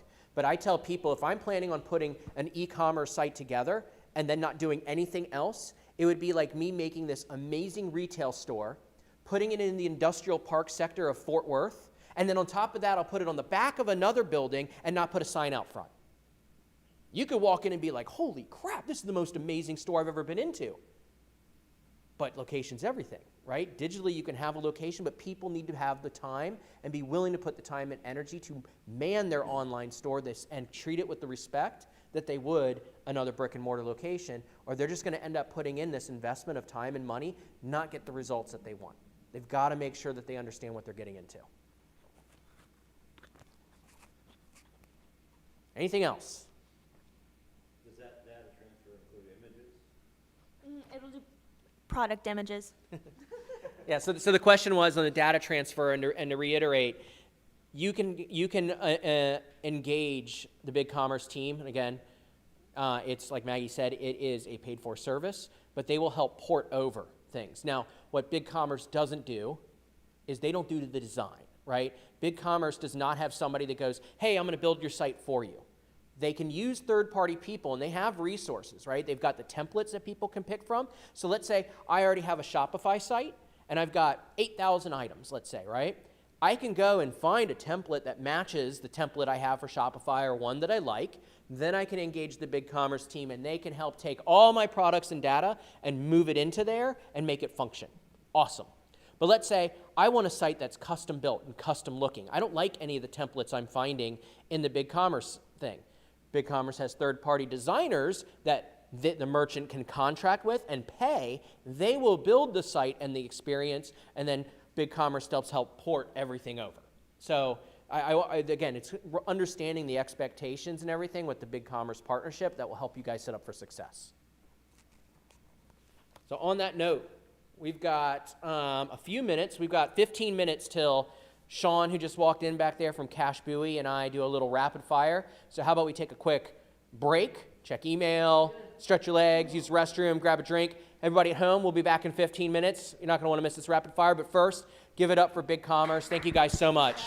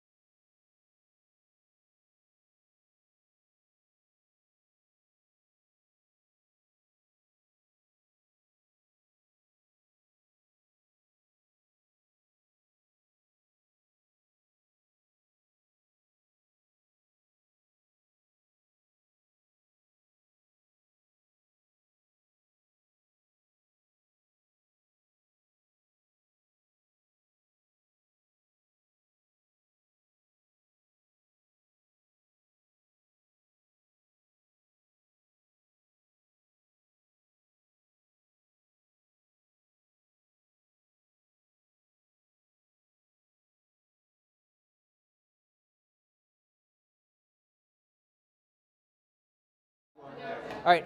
Hey, everybody online. We are just going to get going here in a second with a 15-minute rapid fire with Sean from Cash Buoy. And him and I are going to have a little conversation. We're just getting everybody settled back down here, and we'll finish out this. And then we've got Cash Buoy, 15 minutes. And then we've got the digital marketing piece, and then we've got Edge and all the different program available in that space, and closing comments. So we are almost here. Keep hanging in with us. Thank you so much. I wish you could be present in the room, but unfortunately, not everybody can. But thanks for being with us in spirit and through the camera lens. All right, everybody. Hey, can we grab seats real quick so we can finish this up? So it's kind of like the box, like you know what I mean. So that's our safe zone. You got it. Hey, everybody. Sean and I are going to get going. Ryan, come on, Ryan. I know, right? Hey, have you met my good friend Sean? This is Sean from Cash Buoy. Say hi. Hello. All right, that'll get us going. So, Cash Buoy, there are several sessions in the partner portal around Cash Buoy. So, Cash Buoy was our sponsor of our show in Chicago. We did a session in May in Bonita Springs, and we had a really big and longer in-depth one last year, I think in October. But all of those are available through our partner portal. So what we're going to do is just going to do a quick little 15-minute rapid fire, because more and more merchants are needing funding, especially as they're growing out of the whole COVID thing. And Sean and Cash Buoy has been our preferred partner for that opportunity. So I literally wrote some questions. That's why I'm going to be looking at my phone when I do it, so that way I'm hitting on the stuff. But, I want to make sure that you guys understand what it is they do, some of the details, so you can go and win more business and make more money offering the services of Cash Buoy. So first question here, Sean. Why do payment professionals need to offer merchant cash advances? Well, great question. Besides earning more money and monetizing that mid, if you're not offering cash to your merchants, someone else is going to, and they're going to take your merchant. A big thing that I mention on every one of these shows, 50% of our new funded deals every month, 50% of them are new mids for the agent that brought us the deal, but they're not new businesses. So that means that an agent lost an active mid because that merchant was looking for funding, wasn't approached about it until they were approached by another agent from NAB or whichever processor, and the funding, once they were approved, was contingent upon them switching over to our partner's book of business. So number one reason is you got to offer it because they're looking for it. Someone else is going to offer it, and they're going to take your business. Okay. So how many of you guys have seen how Square offers funding? Right? Okay. Do you guys realize Toast is now offering funding as well? Okay, I know, right? But so if you look at two of the major players in the software point-of-sale world and organically offering funding in their app, there's a reason for it, okay, through their programs. And to recap what Sean said, if you have a merchant, they don't know they can get money from you, and they've got no other option to replace their stove or buy inventory on a deep discount or whatever it is they need, and they find somebody else that'll give them the money, and they go, but I need to have the merchant processing account. Immediately, merchant processing goes to the second level when you need cash to operate, right? So having and making sure your merchants know that you can provide it is the first lowest hanging fruit. All right, so I want our sales partners to understand the financial side of things. So you already kind of you said 50% of all of your new accounts, every single one that we get every month, are brand new merchant accounts into the ecosphere. That means they took them from somebody else. They were with WorldPay, Vantif, and now they're in the NAB ecosphere. Exactly. Okay.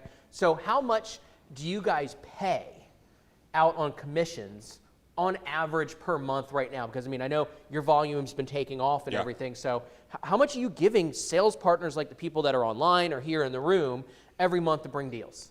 Well, I don't know an exact figure, but I know our commissions last month were somewhere over $150,000 for the month. We pay a 10-point commission on the funded amount, 5 points on the renewal. Our average deal size is $17,000 and change, so our average commission on a new deal is $1,700. I mean, I've had a couple of them, right? And you want to talk about easy money and surprising money? And I've told the story of my buddy Jake, and he had the opportunity to buy inventory deeply discounted for the spring, but he needed it like right away. And it was, Keith, the guy that we used to go through went out of business during COVID. Do you still have this? Like, yes, I do, Jake. And he goes, can you hook me up? And I think that was a Wednesday afternoon. By Thursday by noon, so less than 24 hours, he'd gotten funded from Cash Buoy. From the time it took for money, paperwork signing back and forth, to him getting funded was less than 24 hours, and I got a nice chunk of change, based on a phone call and facilitating a couple emails. And if I may say, that merchant, the use of the funds is like what I love to see this. This is a merchant that he did not take a renewal. He used the money because, as Keith stated, he was able to buy discounted inventory if he could had the purchasing power, which we, by funding him, gave him. And then he didn't take renewal. He's an extremely responsible business owner. He'll call us before his slow season kicks in here in a month or so, and he'll probably borrow money again. But it's just a perfect example of a working relationship between us and the merchant. But if he didn't know that I offered it, one, he wouldn't have called me, so that means he would have called somebody else, which may have taken my account, and I wouldn't have gotten the commission on it, right? So this is like one of those things that's a no-brainer, just to make sure every single one of your merchants knows that you have it available. So on normal, and I know that was my story, but how long does it take from lead to funding? And obviously there's the how long does it take for the merchant to respond, but how long does that process usually take for the normal person? Assuming the merchant responds right away and they're already on EPX or a global platform, we're funding the next day. We'll get docs out, they sign, we get the great people, the back office at NAB will add the split funding before the end of business. We get that next deposit the very next morning, and we're going to wire the funds right after that. So 48 hours is a long time. So how many of you guys currently offer cash advance options in the room? Okay, a couple. At home, you can raise your hand even though nobody will see you. So if for the people who don't, or even if people do some things they might be able to modify, right? What would be the first, like the 3 things that somebody should do to make sure I'm now offering this? Here's how I'm getting it out there in the world. Yeah, definitely. I would call your merchants if you can. Definitely email them and just let them know that funding's available. We will even craft an email for you. Have our marketing department make a nice, like a digital email blast, send it to you, and you can use it in MailChimp or Constant Contact. You don't need to give us all your customers' info. You can if you'd like, that'd be great. But you don't have to, and we'll, at our expense, we'll create that marketing email blast for you, send it off to you. Now what about like if you have a website, right? Don't you have some tools available? Like if I have a website and I want to put something up on the website. Yeah, so I mean, that's what we do for every partner. We're literally going to white label a funding division for your company. So we'll create, you get an ISO agreement with us if you don't have it, we'll create an application submit link tied to one of the email that you choose, and then we'll put your logo on there, we'll get rid of ours, we'll kill the nav buttons, you can add it to your website, and now you've got a funding tab on your website. It doesn't say Cash Buoy, it doesn't redirect back to our website, it's just yours. Now if they complete the app using that, obviously my underwriting department gets copied on it, but you do as well. So you'll know your merchant completed the app, we will know it's your merchant. Yeah, and guys, that's really, really important to understand, because when you're looking at how the industry changes, and in the next session we're talking about some digital marketing aspects, right? And we're going to talk about branding.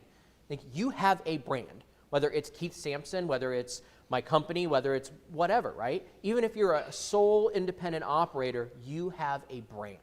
And there is a ton of value of reinforcing your brand through your website by sending people back to it. I mentioned earlier how I host the Pay Anywhere how-to videos on my website through my own Vimeo.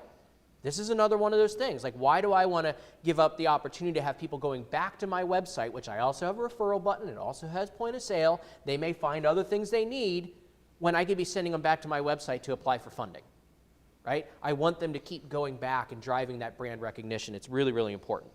What do you see the future of merchant cash advances looking like in the next 12 months? Right now, obviously, we couldn't predict what COVID did to the industry. And just so you guys know, like, COVID killed a lot of cash advance businesses. Like my buddy Jake, whoever he used is gone. Bamboo, who's a division of ours, we cut that one. So the market is ripe for people to be able to go out and provide these services because the competition isn't nearly as steep as it used to be. So in your opinion, what does the next 12 months look like? Well, it's the lenders are popping up out of nowhere after COVID, but I don't think they have legs. You won't see them around that much longer. Banks aren't going to go back and lend these small businesses. They're not going to go back and start lending that money. So the merchant cash advance space is just growing in the alternative lending space, and it really is the only option for a business that doesn't have assets and perfect credit and 2 years financials. It is the only option for them to get money, and it will continue to grow in that space. Yeah, and one of the big things to remember, this is not loans, right? We don't use the terminology loans. It's different. It doesn't hit their debt-to-income reports. This is advancing merchants on their future business, okay? Now, they pay a fee to do that, obviously, but if somebody needs to keep an open line of credit with their bank or have the ability to go to their bank for something more traditional, and they don't want to touch that, and they want to have that available, they can do a program like this, and it doesn't have it effective on their credit score and those types of things when they're looking at those functions, correct? Right, yeah. And we still get more sophisticated and larger companies that borrow money from us that have the ability to borrow a conforming product, but they'll come to us and say, Sean, we need $50,000 and we need it like in 48 hours, and we know our bank's not going to underwrite this for us that quick. So they're still coming to this space, even a more sophisticated company. Perfect. Do you have anything you want to close out this little rapid fire with? We're doing 15% commission through the end of the year for all new relationships. You get 15 points on the funded amount, so you do a $10,000 advance, which is about half the size of our average. You're getting paid $1,500. Please email me. I'll get a list here. Yes, sir? I have a question next. Huh? I have an online question. Oh, okay. Go ahead. No, finish up what you're saying. I'll walk the mic over there. Reach out. I'm going to send everyone that's in here in an email, but please reach out to our partners or info or Sean at cashbuoy.biz, and we'll get you an ISO, create the link for you, and help you, guide you any way you need it. Yeah? Hold on a second. Oh, wait, and then we'll get the online one. Is there any way to choose to, instead of getting a commission or giving up some of the commission, to lower the rate for the merchant?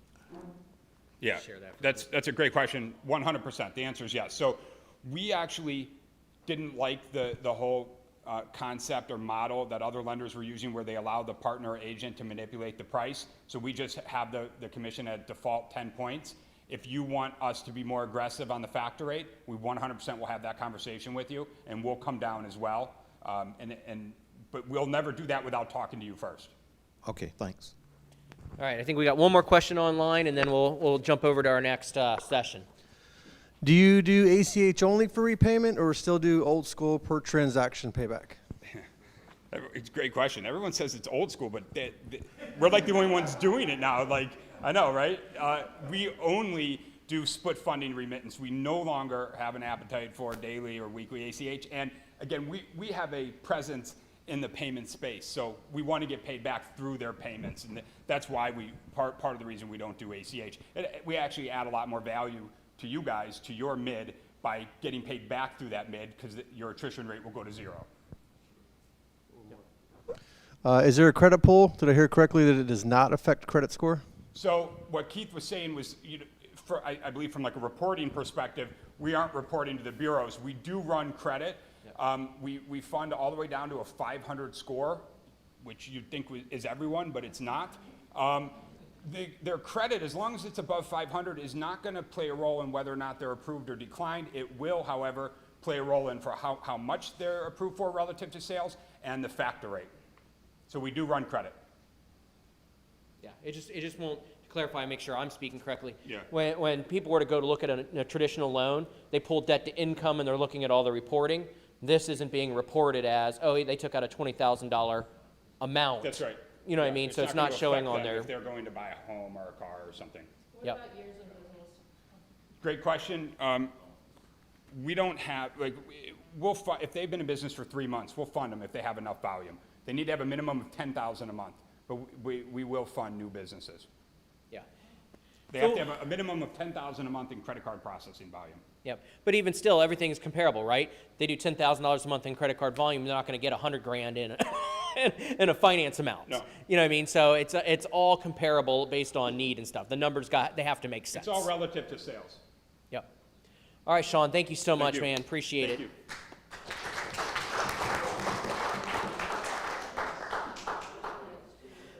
All right. So second to last session, marketing in a digital world. So we get this a lot, and again, I have, Mark has the extra microphone over there. I want Nate to have it close because I might ask Nate a couple questions. Just for a preference, this entire session is built for people who are generally doing it on their own, okay? Companies that actually have a full marketing strategy have people like Nate does for PayProtex brand. Like, he's in this every single day. This is very, very, very minor, right? This is the lower end of stuff. This is like, hey, I'm not doing anything. I think if I take some pictures of an A920 and then do a Facebook ad in my market, I'm all of a sudden going to start getting calls and sell businesses, right? That's what this content is designed around. Now, I'm trying to learn more because I love it. In fact, I'm still going through a class through George Washington University on their digital marketing class, and it's been phenomenal. I've learned a ton about the strategy and everything else, but I'm not an executioner on this. So even some of the stuff that I show you, please Google it. You will learn more from Google and watching how-to videos than you will learn from me. The purpose of this is not to teach you how to do a Facebook ad from nothing to something. It's to talk about strategy. And again, the idea of if I simply do a Facebook ad, that's not going to cut it if I'm looking at my marketing strategy in the big picture. But for some reason, people still think that it is. So let's talk about what the strategy is. First thing you need to do, you want to try to figure out, what am I trying to accomplish? So I broke them down into two categories. I want brand explosion, and I like using that big word, explosion, right? I want people to know who I am. I want them to recognize my brand. You know, Square, Toast, we all know who they are, not because we compete against them, but we see them everywhere. They do brand explosion. You can accomplish brand explosion in your own marketplaces. That's where social media and digital marketing can play a huge role, right? But the difference between brand explosion versus sales conversion are two very different things. And the content and the strategy that you have can complement each other, but you execute them on them differently, right? So brand explosion takes a lot into consideration the content. What am I putting out there? I talked about value-based content, education, those things. Posting on all platforms, right? Get comfortable, figure out the platforms, learn, and then post on them, like putting the content out there. I'm going to show you some of the different aspects of that. It gives you an opportunity to show your expertise, right? You guys are payment professionals and then some, point-of-sale professionals, consulting. Heck, you just heard from Sean. You're now merchant funding professionals. So create some content, show your expertise through your brand so that way you build that brand recognition. Another great piece is testimonials and content from customers. Nobody sings louder for yourself than somebody else, right? I get up there and say, hey, look at me, I'm doing this, I run a great business, versus Joe sitting there going, or Sally, hey, I'm so glad they're a partner of mine. I couldn't do what I do without the technology and the solutions that they bring. Screams massive. And I'll use as an example, that's brand explosion, okay? You're not going to have at the end of that go, hey, now go sign up with them and use them too, right? The idea of converting a testimonial to sales conversion is much more difficult. You have to take them through a funnel and those types of things. Engagement. Using the platforms and social media for customer engagement, right? And I've talked about this in some other different sessions, from the thankfulness one to building an incredible customer experience and so forth. The idea of following all of your customers and potential customers on Facebook, Twitter, Instagram, LinkedIn, keeping up with what they're doing and then commenting and engaging with them on it, massively helps build your brand and keeps your name in front of them, as well as potential ones, right? If you have a merchant that you're quoting or you're wanting to get, start following them, start engaging with them, build your brand and recognition, and it all does take time, right? To comment on a client that you want to get post on Facebook or Instagram and say, this is great, I love it, I'm going to share it with my team. Cost you $0. It just takes you the time to do it, right? Building brand recognition ahead of face-to-face canvassing.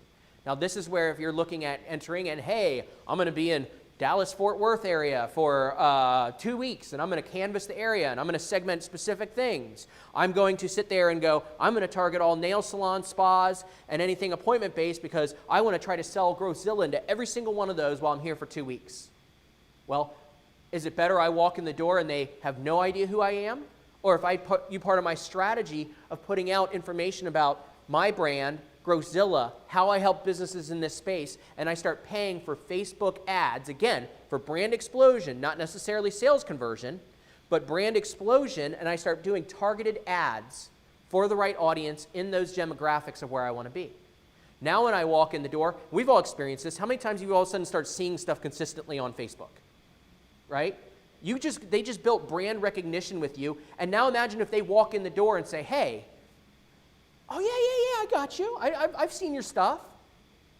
Right? The idea of priming for canvassing can definitely play a role and increase the opportunities for appointments and sales from those canvassing because you've already done the preliminary work for them of having them a little bit more comfortable with you. Right? They've already recognizing your name versus Joe Schmo walking in the door and just being another person that can, quote, save them money. Now let's talk about sales conversion. This has to be purposeful, and it's about filling a funnel. And again, this is something I personally don't do. I have never done. So I speak on it from a level of expertise about this big. Okay? And I will, at the end, talk about what to do if you're sitting like me and you want to do this and your expertise is like this big. Okay? Get help. But you want to talk, it's specifically going after targeted audiences. And we're going to talk about that here in a second. You want to include calls to action. Like, so if I do an ad, what's my next step? Is it visiting a Facebook or like a website? Am I clicking on something? What's the next step? Simply going, hey, here's my phone number and call me for a free smart terminal that's pictured in this ad isn't going to generate much calls to action, right? So having step-to-step calls to action. And then a pathway to the sale is being built. At the end of the day, everybody wants sales, okay? So is sales conversion content, sales conversion posting, moving people towards that sale versus just brand explosion? Now, how many think you guys are capable of doing this? Okay, we'll talk about that. One piece of encouragement, you know how I mentioned I was at the Three Ring Circus thing last week? So Josh Linker, who's from Detroit area, he's a big-time speaker on innovation and creativity. And he shared a piece, and I love it, and he talked about we were all born creative, right? I've got my son who's almost 3. The kid's coloring like crazy. Last week I was gone, he colored on the couch. Like, think about it, right? We were all creative at some point in time. Whether it was when we were infants and wanted to color and scribble, and our parents were happy and excited to put something on the fridge, or we were in art class in elementary school. And then over time, something happens to our creativity where it either gets squelched, we lose confidence, but we were all born creative. It might just take a little bit, if you're going to do this on your own, to kind of dig that out. Step out of that uncomfortable zone that you might be in, cringing, going, I've seen Keith's videos on social. I can't do that. Great, don't. Write something. Take a piece of content from a Growzilla. Write a statement about it. Create that way. Start finding those creative juices in you and getting it going, because initially we were all born to do it. We just have to dig it out a little bit further. But understanding your target market. And I think people tend to make the mistake when they're diving into this for the first time of going, again, hey, because I see it on all these other Facebook groups in the industry. I want to do Facebook ads, blah, blah, blah. We all see Facebook ads. But do you understand most of the experience that we equate ourselves to isn't in the actual buyer's shoes? We go, well, I see ads. That means other people are going to see my ads, which means people are going to buy. Look, when people place ads, especially in a direct-to-consumer space, this is what's happening. Everybody's seeing it, right? Kind of like a billboard. I put a billboard out on a major highway, 100,000 cars can go by. How many of you guys have ever done a billboard for credit card processing? Okay. Do you still do that billboard? I did it for a year, and it worked. Okay. Then the COVID messed up. Okay, so however you got the strategy on it, I applaud you, because that's a freaking hard thing to do, because just like billboards, this is what can happen on Facebook ads. You can have 100,000 people see it, and 3 people might actually be buyers. And then out of those 3 people, are they in the space, mood, and time to actually want to click to learn more because I'm actually looking, right? Same thing with the billboard. You can drive 100,000 cars, you can drive by it. One of those persons has to be a buyer who's ready to call based on the billboard. That's difficult. Versus if I have a clothing store or a shoe store and it's off the next exit, 3 out of 100,000 could turn into 500 out of 100,000 people may want to stop at my shoe store that's on the next exit. Right? We have to make sure we're understanding the difference in a direct-to-consumer mindset and a business. We're working with businesses. We want that business-to-business mindset. So you have to understand, you might do an ad in an area, and you might have 100,000 people see it. How many other people are actually going to be consumers on that? Nate, we talked about this a little bit last night when we were going through this. Do you have anything you want to add on this? Because, like, again, Nate is living in this every single day on a very big place. You got the microphone. Well, you can switch high over there, camera, way over. Here's what I would say is, the number one thing that happens is in online advertising is you just forget that you're not a company, but you need to be a person. And what we're seeing is you want to compete against, if people say, oh, Facebook advertising doesn't work, well, tell Toast and Square that, because 50% of their business was brought in from that. But you want to compete against them, be a real person and actually sell as a person, not as a business, and make that brand about who you are and what you're bringing. Because what's the difference between Toast and Square in this industry? It's all of you. And that is when you bring that out and helping identify your target market, and it's helping you become, it's a person-to-person sale. It's a different mindset. But the most successful ISOs that we've been able to work alongside of, when they actually, they don't have to be fancy, they don't have to do anything over the top. In fact, a lot of times, the choppier it is, the more typos sometimes, can't be terrible typos, but things that kind of like make it real, draw more attention and bring in the business. Because we can get into the targeting and things like that and all the Facebook ads and things like that, but if you want to be a real person, that's what's going to make you successful. And we're to see way too many businesses. If you guys really want to get into this, I have a photo, I probably have 600 sample ads of our competitors across there just as a photo. I take screenshots of every single one. Facebook's 100% convinced that I'm a small business owner of like 5,000 different businesses because I make sure I'm in the targeting for all of our competitors. I see every one of their ads. I then go in their Facebook ad library, see what they're targeting, make sure we know what they're doing. And what I see time after time is they treat the businesses as these inanimate objects. If you treat the businesses as the people that are behind there, that are wanting to make a living, and you treat and show them that you're a person, it makes a major difference. That's what I would start there. And actually that tees up right into the next piece, and we did not practice that, so thank you, Nate, is really understanding that marketing is more about attention, right? You can't sell anybody till you'll have their attention. So when you're existing as a person and you're creating content around that and you're getting their attention, then that leads you to the ability to walk them down a sales process, right? So understanding, where does your potential customer spend their time? If I'm going to get their attention, who is it? Where is it? How do they interact? How do they engage? What are they looking at, right? So who's your customer? Business to business, which we all primarily deal with businesses, right?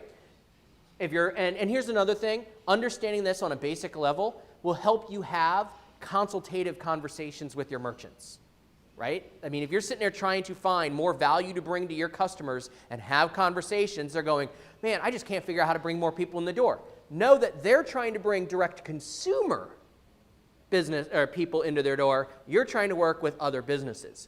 Two different strategies, but understanding that you can still piggyback and have value-added conversations. Great, you want to bring more people in your door because you want them to buy shoes from you. Who's your target market? How old are they? What generation are they? Where do they live, play, and exist? What are you doing to get their attention in that space? Oh my gosh, I never thought of it that way. Now you just brought value, right? Even in a face-to-face environment. Or is it a hybrid? There's businesses out there that have both. I've got a wholesale, I'm a direct-to-consumer through a website, but I also sell my belts to other businesses who resell them. And then understanding their platform and their needs. Who is your audience? And again, this is built for anybody, whether it's existing customers. We just talked about Cash Advance with Cash Buoy. Now all of a sudden my target audience, if I'm going to make sure that everybody knows I have that, includes my existing customers for sure.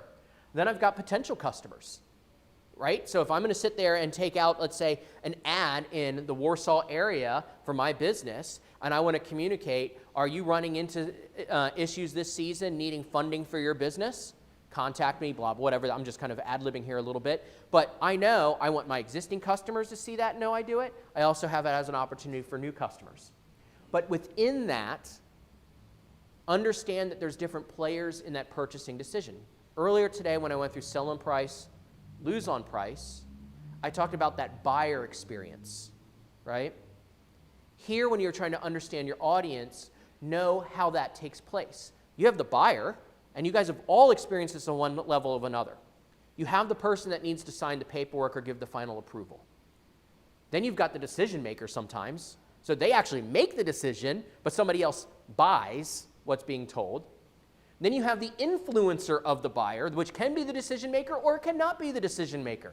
The influencer might be a store manager, but the GM is the one that has to get the owner to actually sign off on it. So the manager is influencing the general manager what they need to look at. Toast has done a phenomenal job of this, and it's why they pay $500 to bartenders and servers that generate leads that turn into Toast deals, because they understand who influences the buyer. Right? They are building relationships with people that go, I hate our point of sale system. Hey, my buddy over at this one is using this and they love it. You should look at them too. That server's not the decision maker or the buyer, but they're definitely the influencer. And then what generation are they in? I have talked about this on a couple different sessions, and I will keep talking about it because it is uncomfortable for a lot of people. But having generational awareness, I think, is one of the lowest hanging fruits that we all can do as both business and sales professionals. And what do I mean by that? I'll get that in a second in another slide. But existing customers, will they buy again? Will they share their experience? Can they become an advocate? How many of you guys can look at your existing customer base right now and go, would they choose to buy from me a second time? Will they tell other people about how much they love me? Are they an advocate for me? Meaning, am I getting referrals from them? Okay? If the answer to that is no, I'm sitting here trying to do Facebook ads, and I haven't even built brand explosion within my own customer base. Right? The best customer leads you can possibly get are referrals. Save yourself time, energy, and money, and don't do Facebook ads. Dig in on your existing customers. Do what you have to do to help them generate more business for you. Potential customers, what do they have to see or hear in order to change their current buying pattern or decision? You got to remember, everybody who's in business today is already using somebody. So what are you going to do to disrupt that current experience? When you're looking at getting attention in marketing, it has to be substantial enough to interrupt that experience. The buyer, I already mentioned the buyer may be different than the actual customer. The influence of the buyer, we talked about that. The buyer will have others in their lives that influence the buying decision. In retail clothing, guess what? Like, I buy a lot of my stuff, but I'll use a kind of a fun story. A lot of women buy their husbands their clothes, right? Okay? A lot of women's kids are telling the mom what dad needs to wear. So the influencer is the kid, the buyer is the mom, the end user is the dad. You have three different people. So if I have a clothing store trying to sell to men, who should I actually be trying to get the attention of? The wife and the kids, right? And this blows my mind. And I work with a lot of men's clothing stores being in that group. Why men's clothing stores aren't putting content out on their Facebook pages that go, the top 5 hottest nail colors coming into the fall of 2021? Like, if your market's the women because you want them to buy the clothes for the men, shouldn't you be creating content that's going to get their attention? And people miss that mark, right? Generational awareness. Let's talk about that for a second. This is the latest study, and everybody wants to break down generations by like that, given 1980 to whatever it was as millennials and everything else. You have to understand that generational awareness is built around behavior. Now, that behavior can shift based on where were you born? Were you born in a major city on the coast? Were you born in a small town in the Midwest? Some of those things can push things by a couple years. Different countries, that type of stuff. But then also generations can also shift their behavior, but they still shift as a generation. How many of you can be guilty of it, at least heard millennials getting dogged in the last 8 years? Right? Just like millennials are lazy, millennials are this, millennials are that, right? They looked at the behavior at the time of the millennials and started making judgments based on that. How many people still hear or feel that? She's looking around. I'm a millennial, so, right? So, and one, I never fell into that category because I'm on the other end. I'm a 1977 birth year, so I can identify Gen X or millennial. I'm a cusper is what they call. Strong work ethic, everything else. But did you know the millennial generation are opening up more businesses at younger ages than any other generation before them?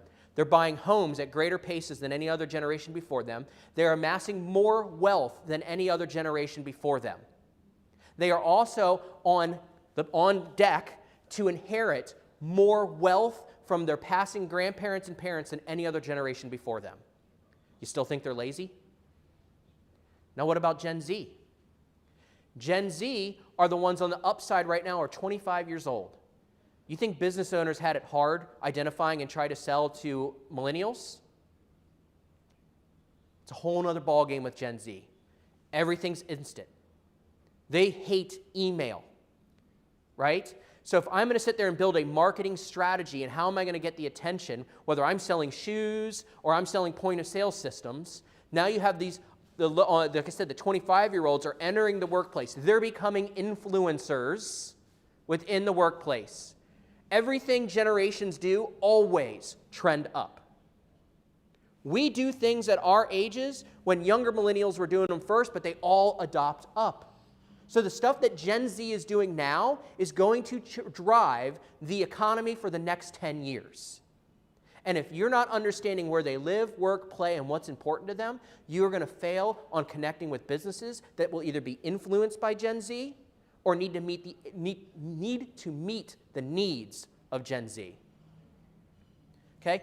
Gen Z is the first generation that's always had technology in their fingertips. They're the generation that was like, they're sitting in now, like I said, 25, so even a couple years ago, they're sitting at the bar. Hey, I'll get your drinks. Great, let me Venmo you. Instant cash transfer without digging a wallet out of their pocket. How many of you guys were doing that at the age of 21, 22? None of us, okay? Right? So reason why I'm saying all of this is, now what if your merchants want to be able to, what if their target market is Gen Z? What if they have a clothing store for the 20 to 30-year-olds, and yet you only offer payment processing through credit card? Do you think you're going to have the opportunity to win that business? Or do you need to teach them how to create a tender within the point of sale system to be able to select for Venmo because they want to Venmo the merchant the payment for their jeans and close that ticket out to Venmo? Oh yeah, but Keith, that means we don't make any money on it. Who cares? Because if you don't, somebody else is going to do that. But having the conversation of, hey, do you ever have any customers that come in here and ask if they can pay with Venmo? Oh man, I've been seeing it all the time. Great, I'm going to help show you how to do it. Really? Because nobody has yet. Like, that's identifying and creating the generational awareness piece. Read this book. I'm almost done with it. Jason Dorsey, he's the guy that I've been getting a lot of this from. Him and his wife have the, what is it called? Generational Kinetics something or other. That's their business. The guy has spoken with the Pope. Let me put it this way. He was the keynote speaker for Global Payments Conference a few weeks ago and spoke about this topic, about how Gen Z is changing the face of the economy today and into the future. That book is eye-opening. And again, kind of moved away from the digital side of things, but let me tie it back. The reason why this is really, really important to understand is because if I want to focus and try to spend money on social media and marketing to drive attention, drive brand explosion, who are my customers? How am I going to get there? Understanding the different platforms. Understanding that I have to get comfortable with this. Because otherwise you end up like this guy. How many people in here have emails? Everybody has an email address, okay? How many people communicate at all through direct messenger on Instagram, Facebook, LinkedIn, or any other platform?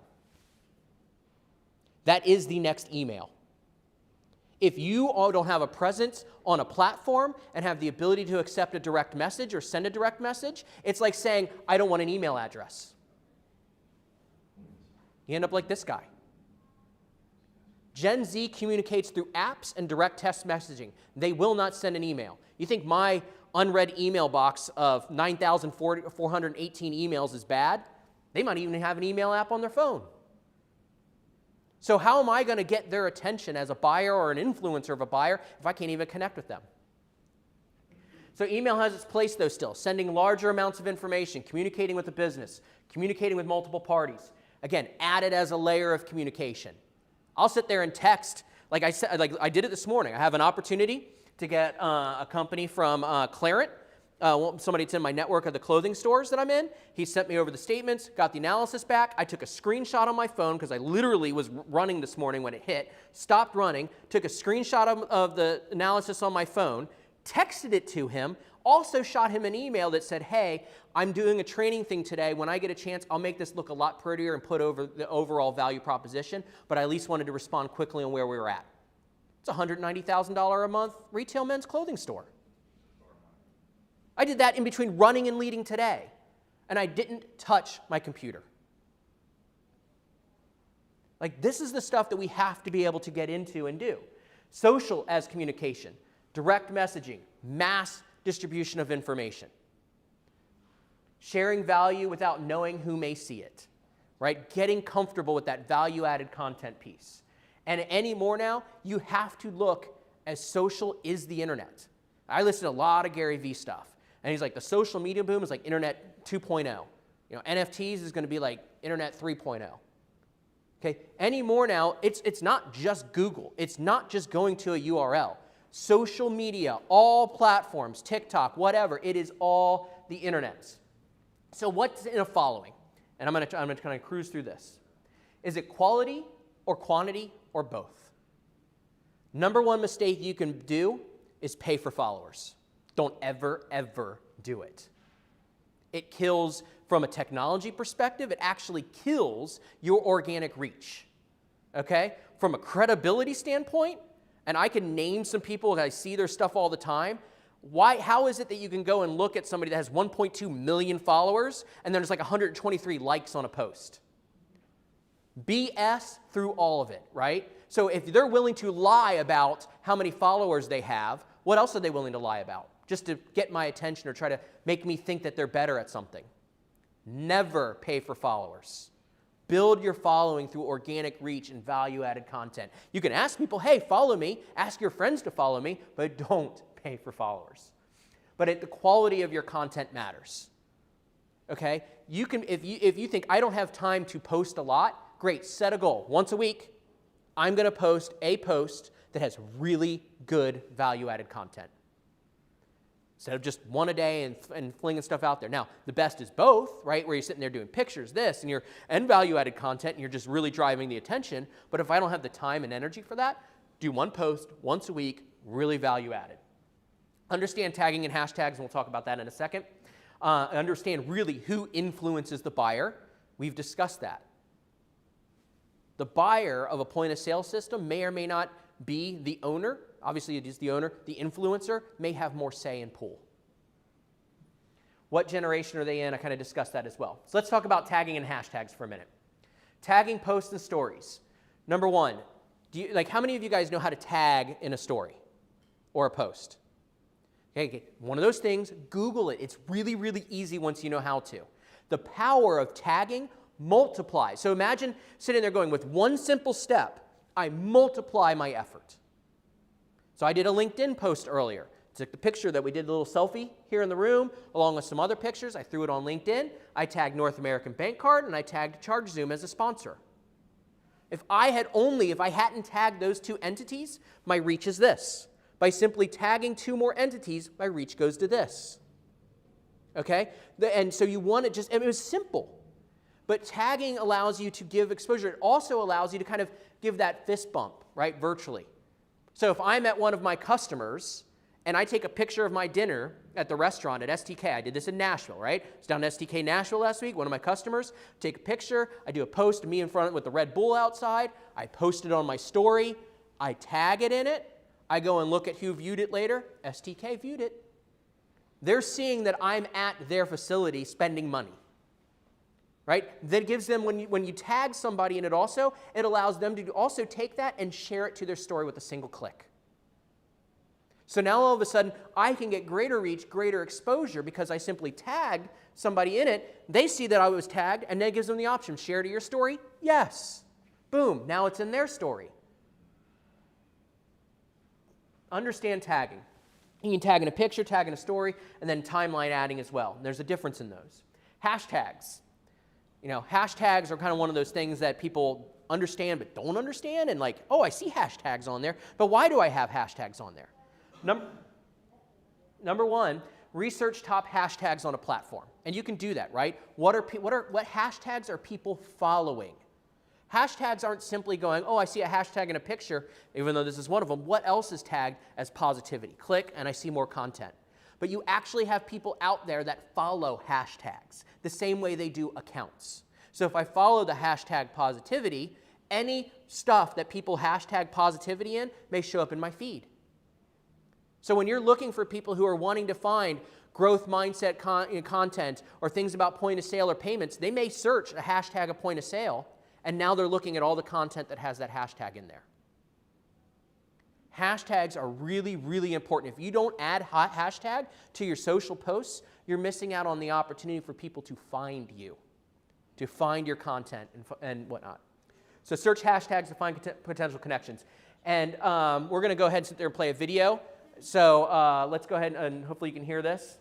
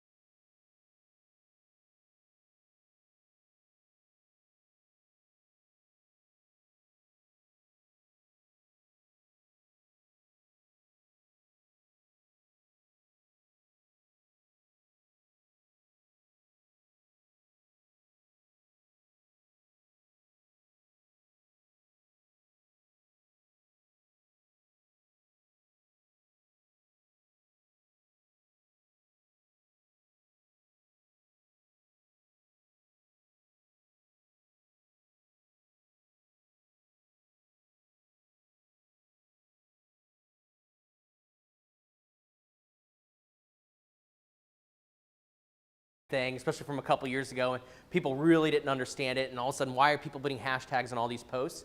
But it's relevant, okay? Again, Google hashtagging and doing, top 3 things to hashtag properly. There's tons of content out there, and you just don't know. It's going to make you seem more credible. It's going to allow people to help find you. So let's talk about some, real quick, primary platforms to focus on. You can create content and work leads for free by doing this smart. Okay, again, it takes time and energy, and sometimes, yes, money if you're going to pay for it. I pay for 0 ads, but I create a lot of content. Okay, if you follow me on the I Am Keith Sampson on Instagram, my stuff on LinkedIn or whatever, you'll see that I'm putting stuff out there and creating content. It doesn't cost me anything, but it's getting me exposure. It's building my brand. It's building my reputation. So LinkedIn, in my opinion, especially in the business-to-business model, very strategic and very purposeful, right? People don't go on LinkedIn and share pictures of their puppies or kids. You're dealing with a different kind of content. Not that you can't create content for the business that shows puppies or kids, but it's different, right? It's that quality versus quantity. Facebook, groups, comments, content. There's like Facebook, even though it isn't the attention getter that it may used to have been, it's still a valuable tool for education and research. Like people join groups. I have an Airstream. When I first bought an Airstream last fall to redo, I started researching Airstream groups. You know how many connections I've gotten for where to buy vintage parts and things to make? I have learned so much about Airstreams from Airstream groups on Facebook. And then they point me into YouTube, right? So that's another big piece. I'll go back to Instagram in a second. YouTube right now is displacing Google as the #1 search engine. How many people knew that? More people, and this is behavior being driven by Gen Z, and millennials, more people go to YouTube and search how to or what is or whatever it is they want to find stuff out about before they go to Google. So if you're not producing content or having some kind of place on YouTube, my YouTube game is really small. I'm really just trying to build it. That's also why we're building and have a Transcend YouTube channel, okay, to put some of this content out there. It's really important. You know, once I understood that YouTube is displacing Google as the #1 search engine, okay, that's time for a behavior change. Instagram, great for business awareness, commenting, tagging. Okay, it's not the primary resource where people go to find out a whole bunch of information, but it's fun, it's quick, it's a fast hit, right? I follow all my customers on Instagram so that way I can see when Kirchers is saying happy birthday to their daughter Molly and they're slam busy with pumpkin season and everything. I can throw a comment on there, happy birthday Molly, I'll see you when I bring my kids next weekend. Right? I'm following them on Instagram so I can engage with one of my clients that we also do that with. TikTok. I have like 2 TikTok videos. Like, if you're comfortable and can do TikTok because it's massive exposure. But also, I know it's hard. And like any of these, understand the platforms before you invest in them and do what's comfortable. Like, I haven't started playing in TikTok because it's just not comfortable for me yet. I've been sitting there doing like all my attention on some of the other stuff and building content around that. Eventually, I'll start playing in TikTok. How many of you guys know what TikTok is? How many of you guys have been on TikTok? The fastest demographic for TikTok over the last 3 months, 30 to 50. Like every platform that comes out, it starts young and ages up. Just wait. Eventually, we're all going to be going, crap, I should have been on TikTok, just like we're saying, crap, I should have been on Instagram or Facebook. Right? Eventually, that will come around. So let's talk about LinkedIn, though, real quick, because I really wanted to focus on this, especially after the B2B training that we've been focusing on and some of the platform stuff. We did the guide to interchange, and LinkedIn is really where you can spend a lot of time and energy and get a high return on investment on it. So number 1, how are you seen on LinkedIn? If you're going to do business with another business professional of any sort whatsoever, they're going to look you up in LinkedIn. So what are they going to find? They're going to find a profile. They're going to find pictures on there. Is it going to be filled out? Is it going to have your name, website, phone number, email address? How can they contact you? Are they going to see posts that you're interacting with? Because on LinkedIn, you can click activity and see all activity that people do. If you share a post on LinkedIn, if you comment, love this, meant a lot to me, they see that. Then they can click posts and look at your posts, specifically on LinkedIn. How can you find others and prospects? Search local companies. James Shepard and I did a generating leads session last fall, I think it was October, and he has a really strong strategy for using LinkedIn to generate business leads. Go watch it, check it out. I mean, it's on point. Join groups, thought leadership. This is big for business-to-business development. You want to find the big whales out there that, like when ChargeZoom was talking about, hey, they don't even accept credit cards. Join some AR, some accounting groups, accounting and payables groups, and watch the content that they pump through. Watch what they're talking about, their struggles. How do I get my ARs reduced from 45 days down to 21? And you'll find people that all of a sudden become, oh my gosh, I can help them. And then you find out that they need to process $5 million a month. And you found that lead because of strategic access on LinkedIn. I threw a little thing in here on LinkedIn. Like I said, I think it's the #1 business platform that you need to be creating content in, especially in the B2B vertical. Again, you live in the space like what Nate does and the stuff he does on Facebook and lives in it every single day. It's a different thing. What I'm saying is you're a single person running a business and you're doing a whole lot of other stuff. If I have time to create one post, I'm sharing it across all platforms. I'm changing the wording a little bit because the audience is different. But LinkedIn, for me, is really where it's at from a big picture. So I got to speak at Grace College a couple weeks ago, and you can see in here I tagged Grace College, and I tagged the teacher, Heidi Miller. Oh, and I got some hashtags, right? Because, again, driving the attention. You can see on here at the time where I took this, 1,341 views of that post. Now, you might go, but Keith, you only got 35 likes. I don't care. I got 1,341 views. Think about it. How often do you guys see things on social media and you don't click like? They still got your attention even for a second. Don't get caught up on the likes. Get caught up on the attention. Okay? Pretend there isn't even the likes. You have no idea. Let's say that was covered, and you had no idea how many. You just sit there and go, over 1,300 views of that post.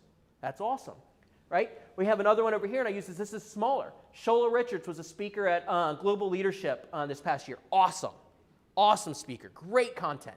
And this is just, there was no pictures. So in LinkedIn, pictures matters as well. Okay? This is just a statement. We are defined by how we treat each other. I tagged Shola in it. He's one of the people that liked it. I only got 4 likes, only 289 views. And then you go over here. This is one from Retail Now where they sent me a certificate for speaking there. Tagged them, okay? And then I tagged a whole bunch of people. Jim Rohde, Kathy Meter, all the people at North American Bank Card and people that work with the RSPA, along with some hashtags. 24 interactions, 860 views. My next example is when I want to compare LinkedIn to Instagram. Okay, in a business profile on Instagram, you can view views by going into the data off of the post. Exact same post, okay, around the idea of sending thank you cards out. It literally says, every day I have a goal to write 4 to 5 thank you cards. They may be to clients, businesses I'm working on getting, people that impact me daily or recently, or a business that gave me a great experience. Thank you goes a long way. Provides a light to someone's day as well as builds a mindful perspective of gratitude in your business. All the hashtags, right? Same thing over there. I tweaked the wording a little bit for Instagram because, again, the audience is different. This one had 27 reactions, 7 comments, almost 2,000 views. The exact same content on Instagram. Now, granted, I have a smaller following on Instagram than I do LinkedIn. Reach, 90. And I had 6 interactions. 2 different platforms, exact same content. Different kind of audiences, different kind of exposure, how things are driven organically. Okay, this took me, like, to write it, take a picture and write it, took what, like 5 minutes. And then once it's written the first time, it was copy, pasted into Instagram, upload the picture, done. Do the same thing on Facebook. Well, I have Instagram connected to Facebook, so it shares it immediately. I can throw it on Twitter. Twitter limits your number of words, so I might have to remove a little bit or change it a little bit, but I can do the same thing there. That's another 2 minutes. So by simply just going through and having a piece and then putting on all platforms and then customizing it a little bit, copy, paste. It's a lot easier than what you think it is. So 3 action items to get in on what I call the digital gold rush, because attention is free if you're willing to put in the work. I have more people that are recognizing me, that are reaching out, that are doing things like when I was I literally was at 3 Ring Circus last week in Nashville, sitting next to a guy named Paul Epstein, who's a published author. He used to work in the NFL. He's a $20,000 a gig speaker. Some other people, and they knew who I was because they looked me up on LinkedIn before the event. And they're like, man, we love those Monday Minute or 5 videos you're doing. How'd you come up with that idea? I'm like, I did them for a private group for the last 1.5 years, and I figured if I can do it and bring value to a private group for North American Bank Card, I can create them, and for everybody. With the idea if it brings value to one person, great, I'm happy. So it's just stepping out and doing it, but get educated on execution. But start by getting on every platform and following your customers. You want to take that baby step into this, that's kind of the scary, unknown area. Build a profile on every platform. Start with your customers. Just start searching them. Give me a second, Ken. Just start following them, right? Interacting with them, engaging with them. Even if making content yourself is scary, at least being on the platform for them to be able to direct message you. Because if that's how they reach out to you, then that's how they reach out to you. Create a budget for marketing. Kind of a good range. 8 to 10% of your sales are residuals. If you're making $100,000 a year in residuals, plan on spending $8,000 to $10,000 on marketing if you want to continue to grow your business at the rate that you want to grow it at. Be purposeful about it, okay?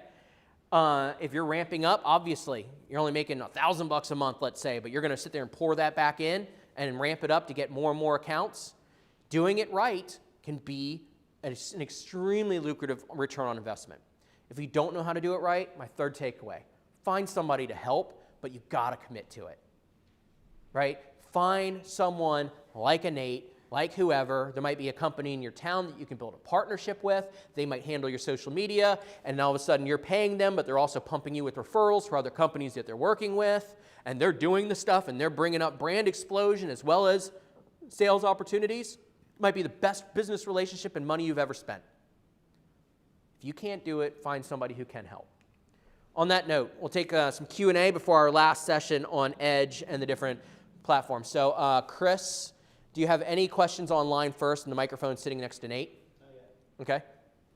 Anybody? Ken, you have a question? And thanks, Ken. So everybody at home, we always have people talking to the microphone so you can hear them. Go ahead. Is there a day of the week you recommend to do your posting? Like, sit down and do something. Is there a time frame that you believe is better so it doesn't get absorbed with all the other people that are posting? Oh man, Nate, do you have any data around that?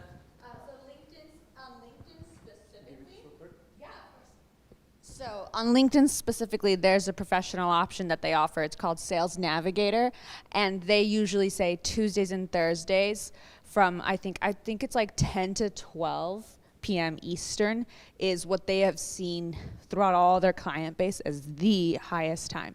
So on LinkedIn, I would say Tuesdays and Thursdays. Yeah, and I can agree with that. Think about it, right? From the old school of when do you call merchants? Mondays are always bad telemarketing days or follow-up days because they're trying to build their list, get everything ready for the week, right? So you don't call on a Monday. Okay, Friday, they're already checked out. Back when I was in, when I was doing Wildman, Wednesdays sucked because literally people always had meetings on Wednesday. We had Wednesday meetings all day. We had our key data meeting, or this meeting. So Tuesdays and Thursdays from even following up on the phone were always the two best days to do it. Now, personally, I try to just pump out content. So I started doing the Monday Minute or 5 with this group, with the NAB Facebook group, because it was amazing, for me at least, the stuff that I would come up with. I would listen to a podcast, or I'm cutting the grass, or I'm running, and I would have a thought, and then I would write something about it, and I wouldn't want to wait to share it, right? So I look at going, hey, Mondays, in my opinion, are my most favorite day of the week. Mondays set the tone for the rest of the week. Most people hate Mondays. I say if you hate Mondays, find another job. Right? You love what you're doing. Don't sit there and go, oh man, tomorrow's Monday and it's Sunday night. Find something else then if you're hating Mondays. Right? So I put out content on Mondays because I want to fire people up and give them something to start the week out with. And what I've seen too is that does carry over into Tuesdays and stuff. But I generally on LinkedIn, I won't post too much over the weekend. But I will say, sometimes, depending on your content, I've gotten great reactions when I have. Because think about it, people aren't in meetings on Saturday, but if they're watching football and they're scrolling on their social media, I've had some really good interactions and stuff on the weekend too. So it's kind of hard to gauge it. I just say, post all the time. Post every day. But, if you're really looking at going one time, I would look at like Monday or Tuesday, and I would avoid the Friday, Saturday, Sunday if that's all you could do. Even if it's creating the content over the weekend and then saving it to post is probably what I would say. Does that help you, Ken? Mm-hmm. Yep. Okay. Anybody else have any questions? We can float the mic around too.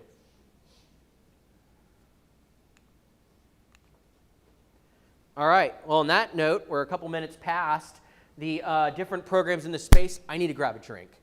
I want one of those drinks later, but at least something right now to wet my throat for the moment.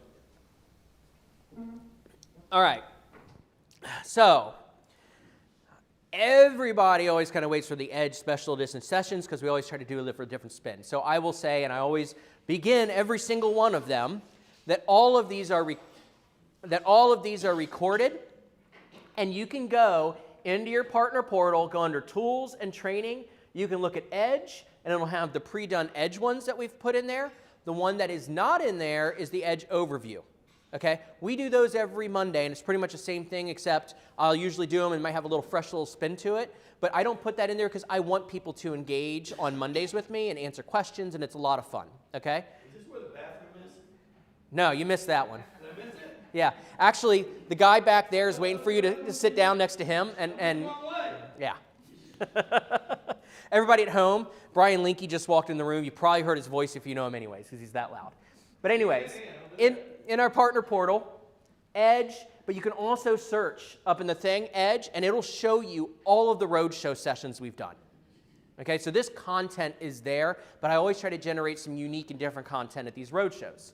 So in this one, I was really looking forward to, because I wanted to time it with one of these, with one of the AA shows, as some people like to call them, because everybody's out there trying to spin and sell their programs.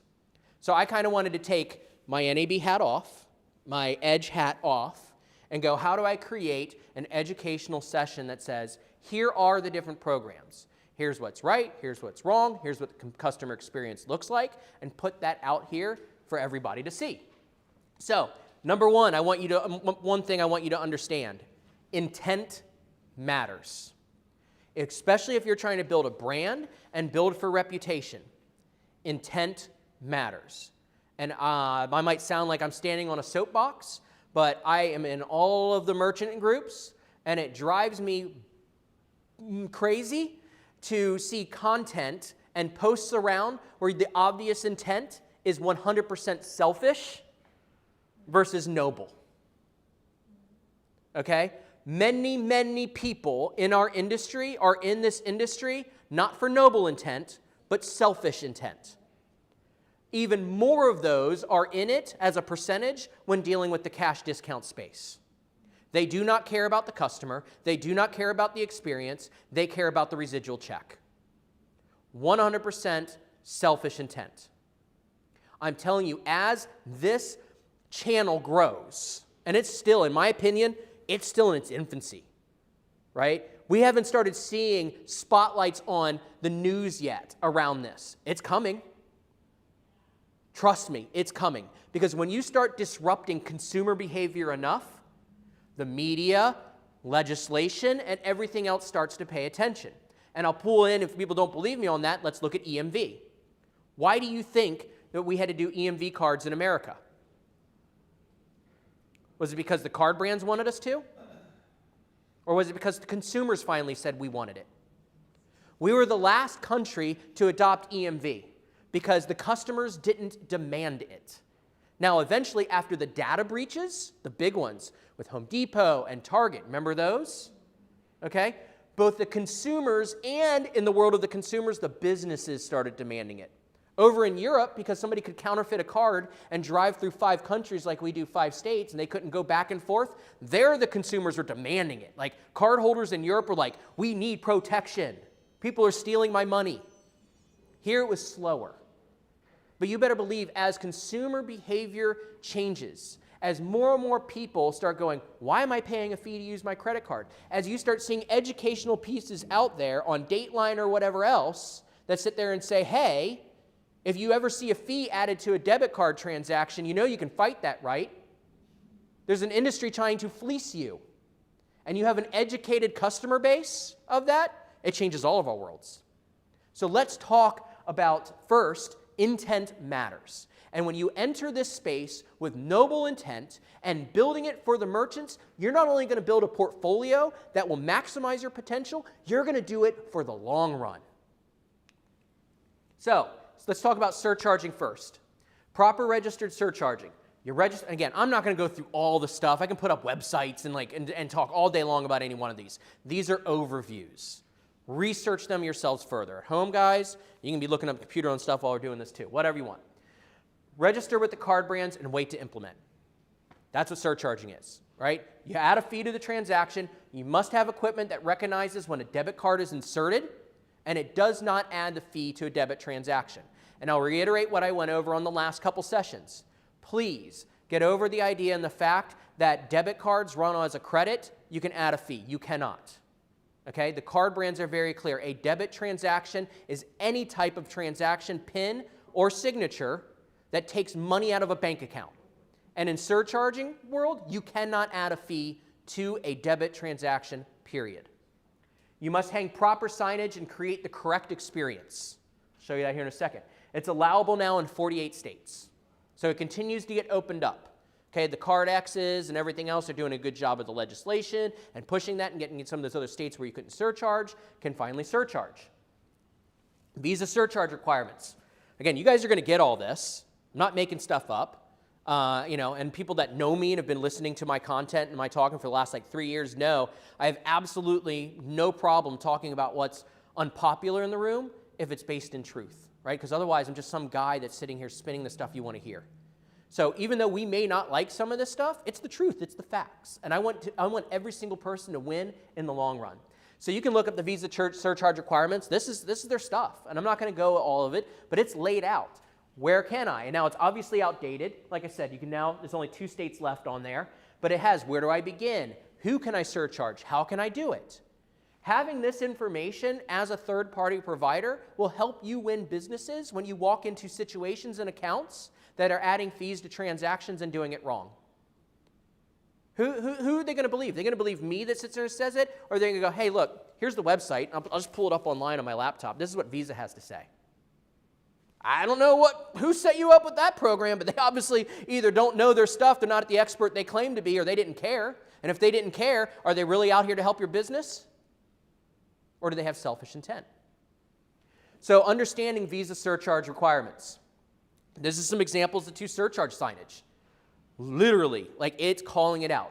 We impose a surcharge on credit cards that is not greater than our cost of acceptance. That's a surcharge rule. Communication of that is part of the surcharge guidelines.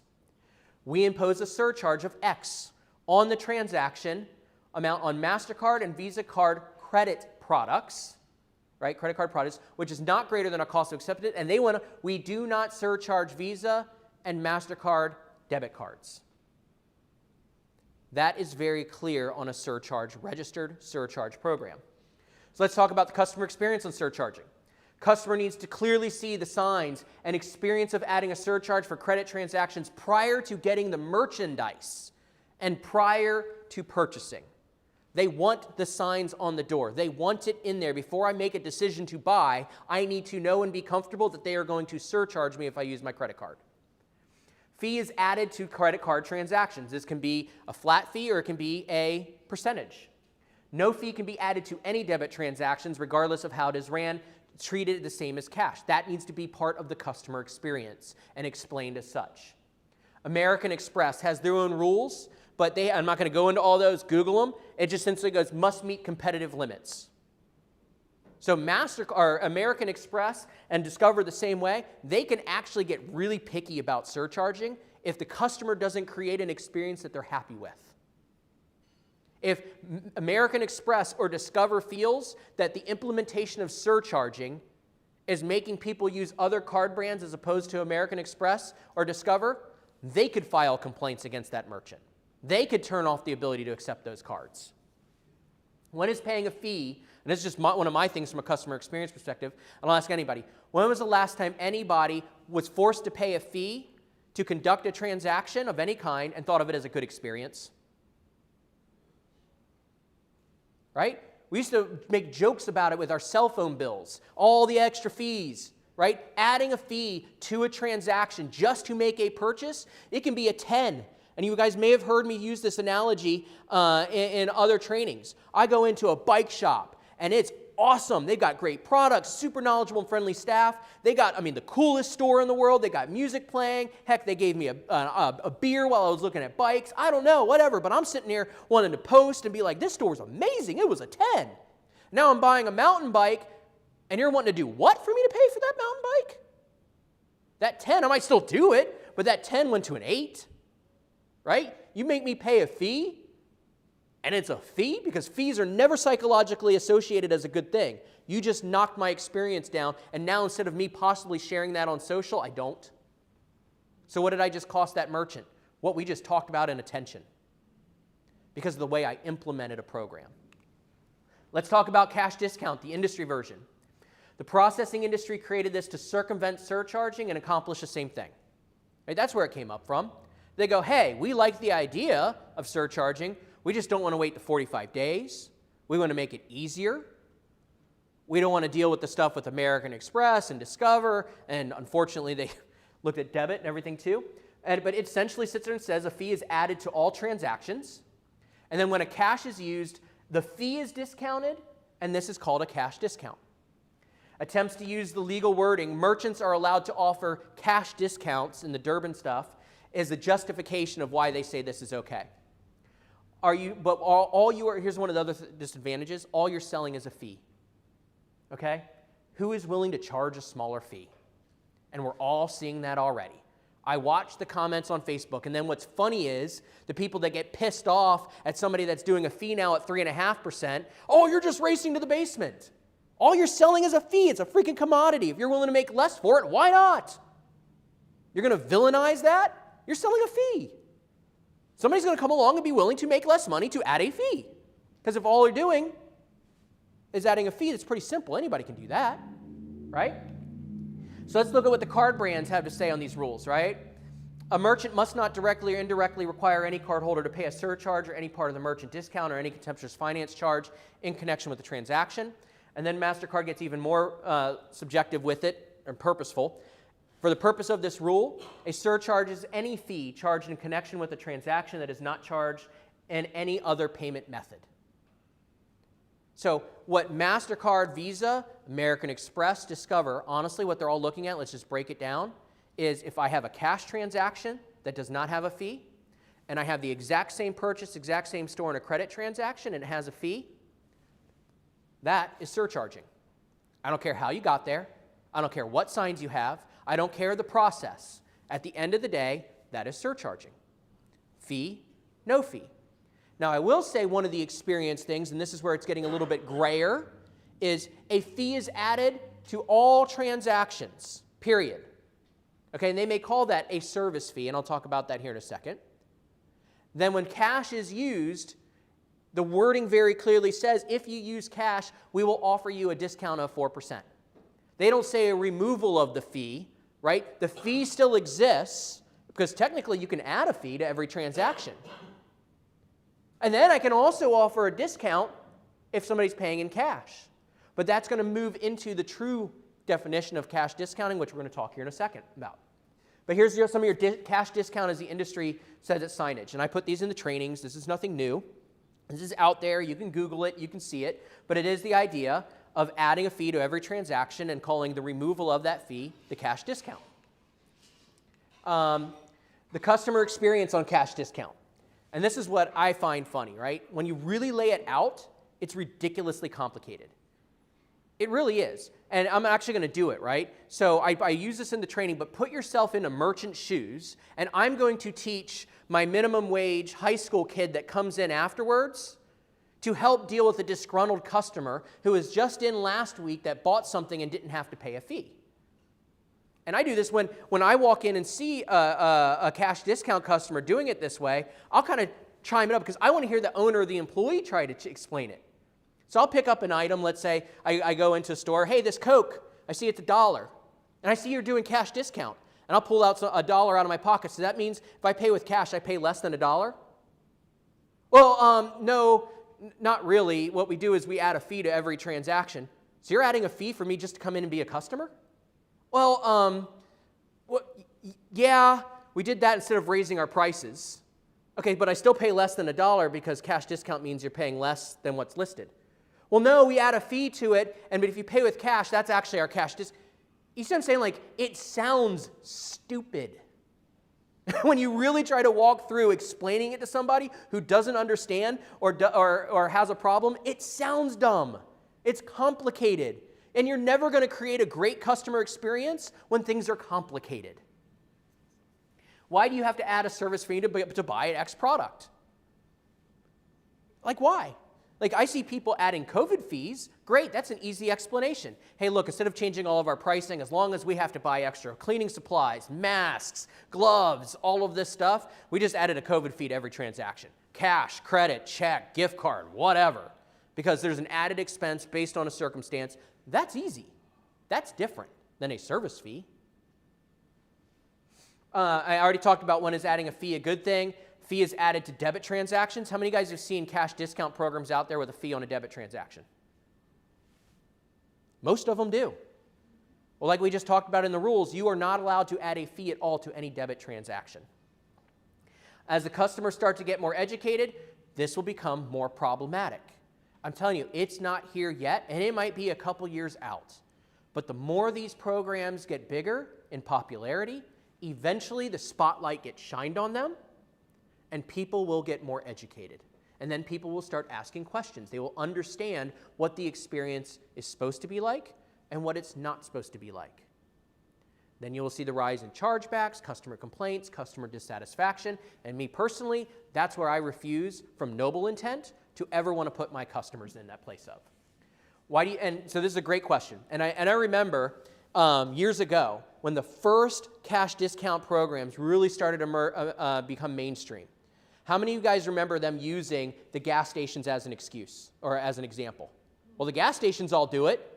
Do they? Do they do it the way that the industry is implementing cash discount? No, they don't. They have two prices. They have a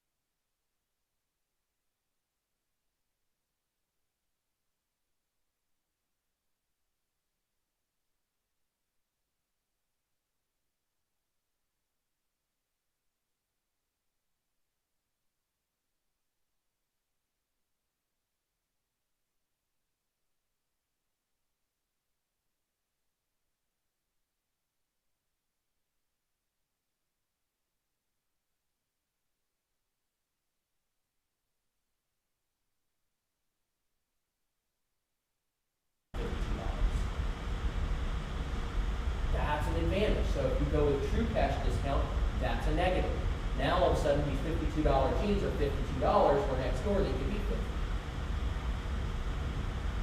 But the net result still is the same. And then I went ahead and put in the Durbin Amendment quote right here, right? Cash discount programs are legal in all 50 states per the Durbin Amendment. Part of the 2010 trade file law, which states that businesses are permitted to offer a discount to customers as an incentive for paying with cash. This is what's been twisted in the other direction to say I can add a fee and remove a fee and call that cash discount. When in reality, when you look at the true definition, this was the spirit of how that law and the wording was written. That yes, if I'm selling something for X price, I can sell it for less if somebody wants to pay with cash. I can incentivize cash payment by doing that. Not adding a fee and removing a fee, but you're creating a situation that they're trying to use it in a way other than it was intended, and that's just one meeting in Congress and decisions away from changing. So what is EDGE? And I hit this in the trainings, and we're going to have drinks afterwards, and I need one. What EDGE is not. It's not surcharging. It's not cash discounting for the competition's definition. And it's not cash discounting in the true definition, although it can support that. Like I said, I wanted to educate people on all of the different programs in this space, but I also want to make sure that you understand wording matters. And if you've experienced an issue with a merchant that has had a complaint violation come through our compliance department, I have seen plenty of them. And it's usually because the wording or the execution matters and they didn't do it right. They use the wording cash discount. The merchant even refers to it as adding a fee. I'm trying to offset my credit card pricing because the sales partner didn't implement it the right way and created the problem because things didn't align the way they should. So the EDGE program is that dual price model you experience at a gas station. EDGE is saying this can is $1 in cash or $1.04 in card. EDGE is not adding a fee to any transaction.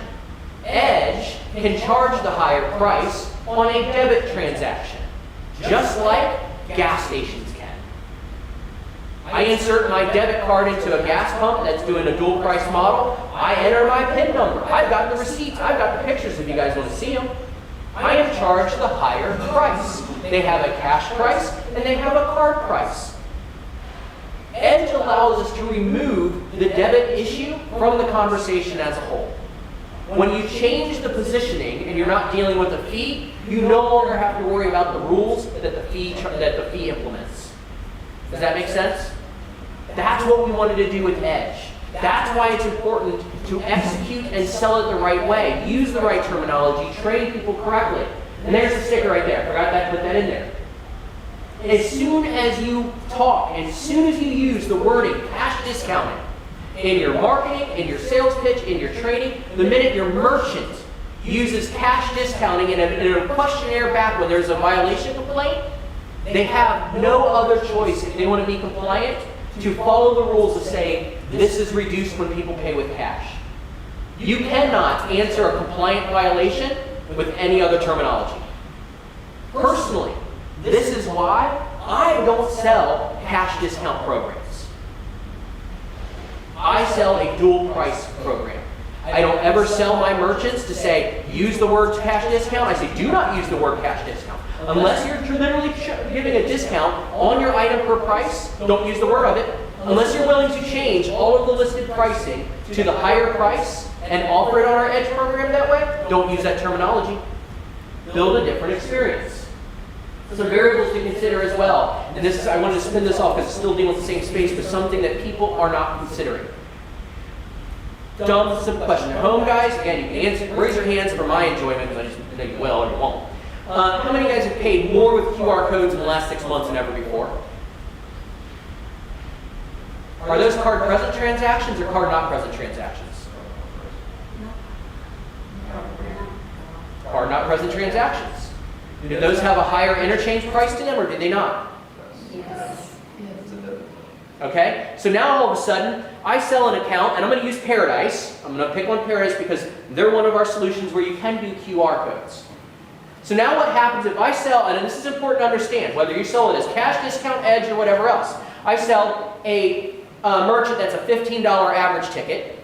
Okay, let's say it's a I don't know, a little diner or something, and they're running Paradise, and they go to implement the QR codes, and all of a sudden 50% of their customer base starts paying by QR code. What just happened to the cost of card acceptance? What just happened to the profitability if I have them on Edge? Okay? What can happen on a small ticket that may already have smaller margins, depending on card mix and everything else, because the debit cards and everything else used? You can actually create a loss by implementing QR code transactions in small ticket Edge accounts. These are the things people aren't thinking about when they're selling this type of space program, but we need to start thinking about it. Until the laws change, until the card brands start recognizing that it's actually more secure for me to pay with my phone on a QR code than to pull my card out and insert a chip that can be stolen, and those costs come down, those are the things we need to start mixing in. When we're selling in this space, are you wanting to take QR code payments? Yes, we are. Okay, now we need to look at average ticket. You need to start looking at the same way as a small ticket merchant, where maybe you need to add a transaction fee to maintain profitability. Again, one of these educational moments when you're talking about the changes in this space. E-commerce, and I mentioned this earlier on the big commerce piece. People don't want to hear it, but e-commerce falls under a different set of rules than surcharging. Okay, e-commerce, true e-commerce transactions fall under convenience fee guidelines with the card brands. Google them. Okay, I didn't make this stuff up, but there is a whole training thing I did, and I showed all the different changes that you have to make to a website to try to implement a convenience fee on an e-commerce website. It's not easy. And again, from a customer experience perspective, the more friction you add in an e-commerce a transaction, the more you will drive up cart abandonment.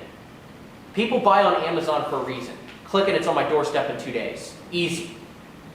Right? Don't you think as big as Amazon is, that if you could successfully do cash discounting or even convenience fee in an e-commerce platform, they'd be doing it? But they're not.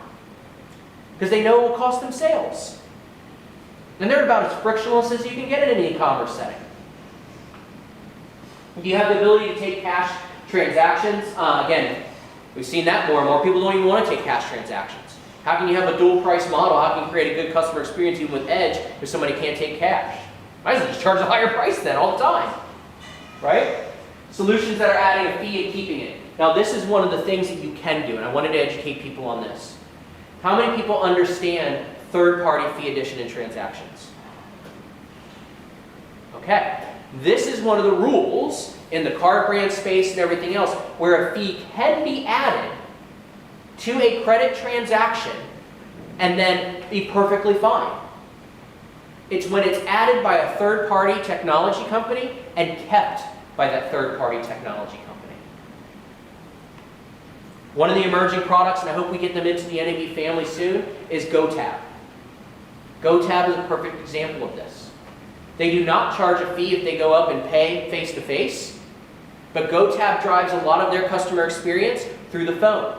If I want to order at the phone, get a text message when my beer is ready for me to pick up at the bar, and pay with QR with my phone, they charge a transaction fee, and they keep it as a technology fee. We don't get that as sales partners. The technology company does. That is allowable.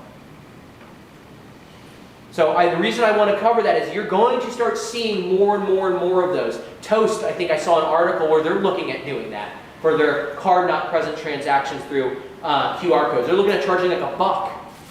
Man, your $8 beer all of a sudden becomes $9. That's crazy. Okay? And it's a technology fee. They're not sharing that with the merchant or anything else. They're keeping it. So understand, because I want you all to be educated. I don't want you to sit there and see Toast or somebody else doing and adding a fee as a technology fee. You're not allowed to do that because, yes, they are. They're keeping it. They're not sharing it. It's not going to the merchant. It's not covering expenses. Now, what these technology companies do, like what GoTab's doing, it keeps the cost down on everything else. That's a major part of their business model. So now their SaaS is only $99 a month, and we add a 1% and 10-cent transaction fee to all only e-commerce transactions, their card not present transactions. So now they're trying to use their technology to drive the customer engagement, the customer experience. They keep the SaaS down, and they make the money on that. That's cool with me. If merchants decide they want to pay that because they want to offer that to their customer experience, then great. Right now, you're going to have a harder time, in my opinion, if you're not dealing with a younger generation and in a major market of people wanting to pay an extra fee to order my beer through a phone versus telling a bartender I'll take it. But for the speed, trust me, I've sat through some of the stuff on a GoTab and some of these other ones that are trying to do that. It's slick. The idea of not having to wait on a server to come to me and sit there and go, I want another beer. And then I get a text, it's ready for you to pick up. And I can just get up from my seat, pick it up myself, and drink it. That's awesome. It's why QR codes are making a big deal in the bowling alleys and everything else, like what Jesse and Jesse talked about earlier. I put it in a bowling alley for that reason. I said, guys, you want to beat the other bowling alleys in your town? You can create an experience that none of them else are creating. Why do they have to wait to get a beer from you? You're going to sell more beer because they're going to order more at the lanes, and they're going to have more fun on league night than they would at the other place. But again, if you do Paradise on Edge, every single one of those QR code transactions has a higher cost. Understand that. Know that. All right, and I somehow didn't update my takeaways. So I'm going to come up with these on the fly. Remember that. Number one, put together battle cards to compete against other programs. Right? And by battle cards, I mean kind of like that checklist. Here's the other different programs, or if it's Edge versus this, Edge versus surcharging, Edge versus cash discounting, something that you can leave behind with your merchants that says, here's your current experience, here's what needs to be created. Here's what the law says, here's what you're doing. Right? Third-party validation. Honestly, I'm so spent, I can't remember what I wrote down as the other two that did not do it. I'll come up with two, and I'll send it out in the deck. All right, so real quick, before we go have drinks, sorry everybody at home, I get to be the fun guy and pass out drink tickets. I hope you can have one with us at some point physically. If not, grab a drink when we're done and just enjoy where you're at. Before I pass these out, does anybody have any questions on this session, the different spaces? Now's the time to fire away. And remember, we need to have the microphone float around so people at home can hear you, because they may have the exact same questions that you are going to ask. Earlier you said NFT is Web 3.0. What is NFT? Non-fungible tokens. So the ability to sit there and buy. So imagine, are you a sports fan at all, Bob? Yeah. Who's your favorite team?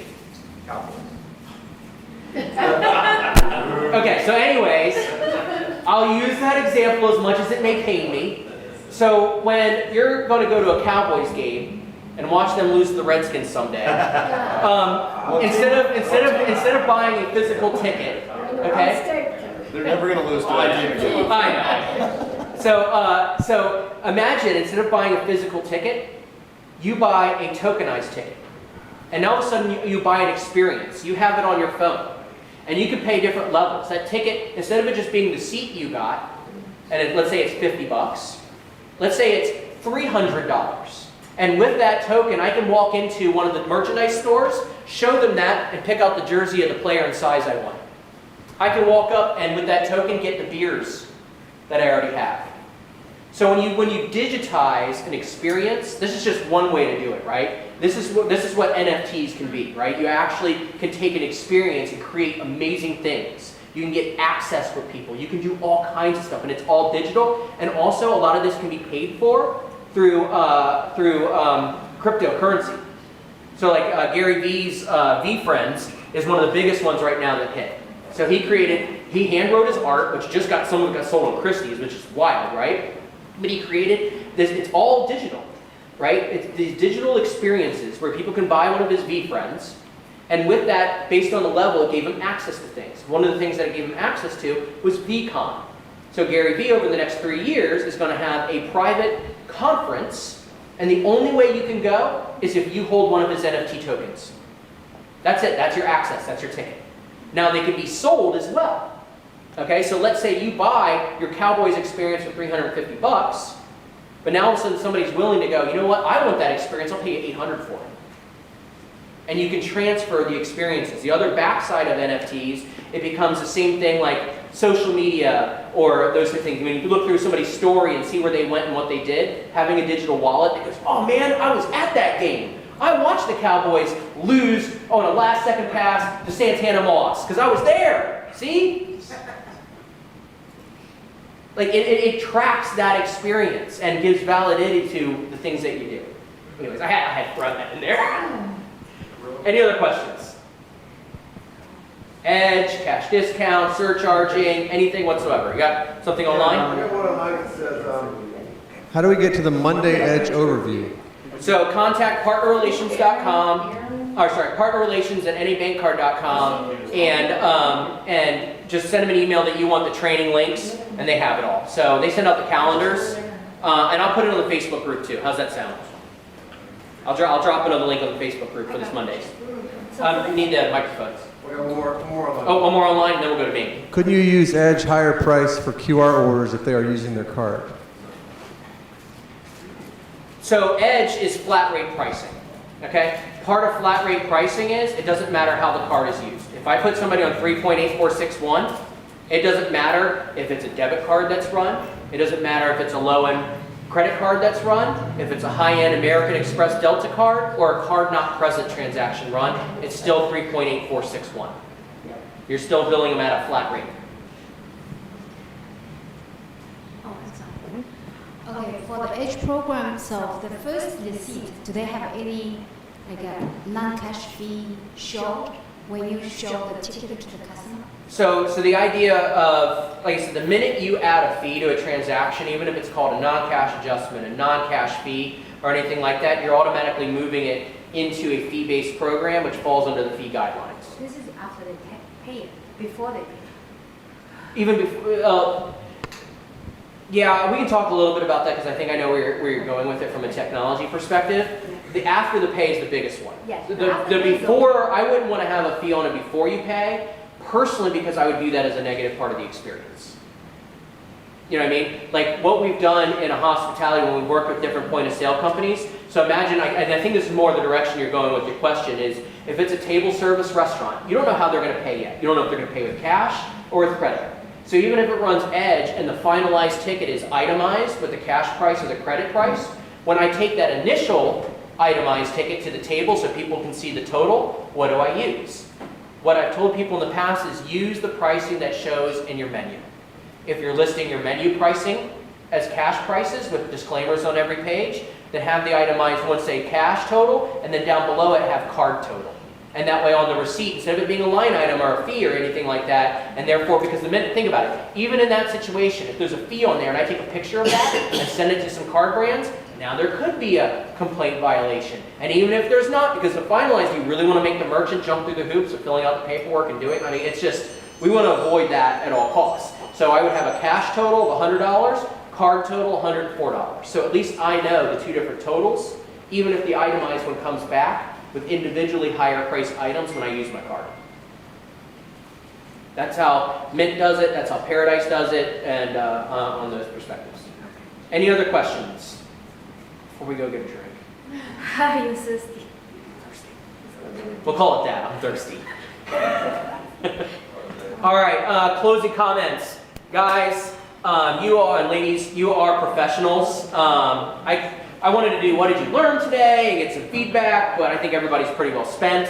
I don't have the agenda yet for November, but we are going to do a virtual one in November. I'll get that agenda built and put out as soon as possible. You will be getting a deck. Everything that I went through today, you will be getting sent in the next couple days. I want to thank ChargeZoom again for sponsoring this, and Matt's back here.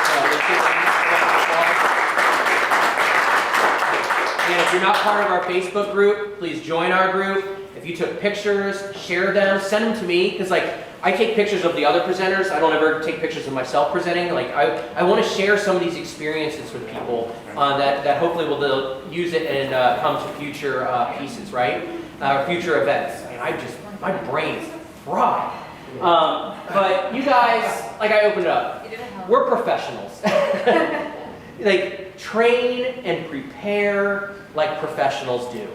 Investing in yourself, taking the time to come to these, to attend the virtual ones, is the easiest thing you can do when you train and prepare as professionals.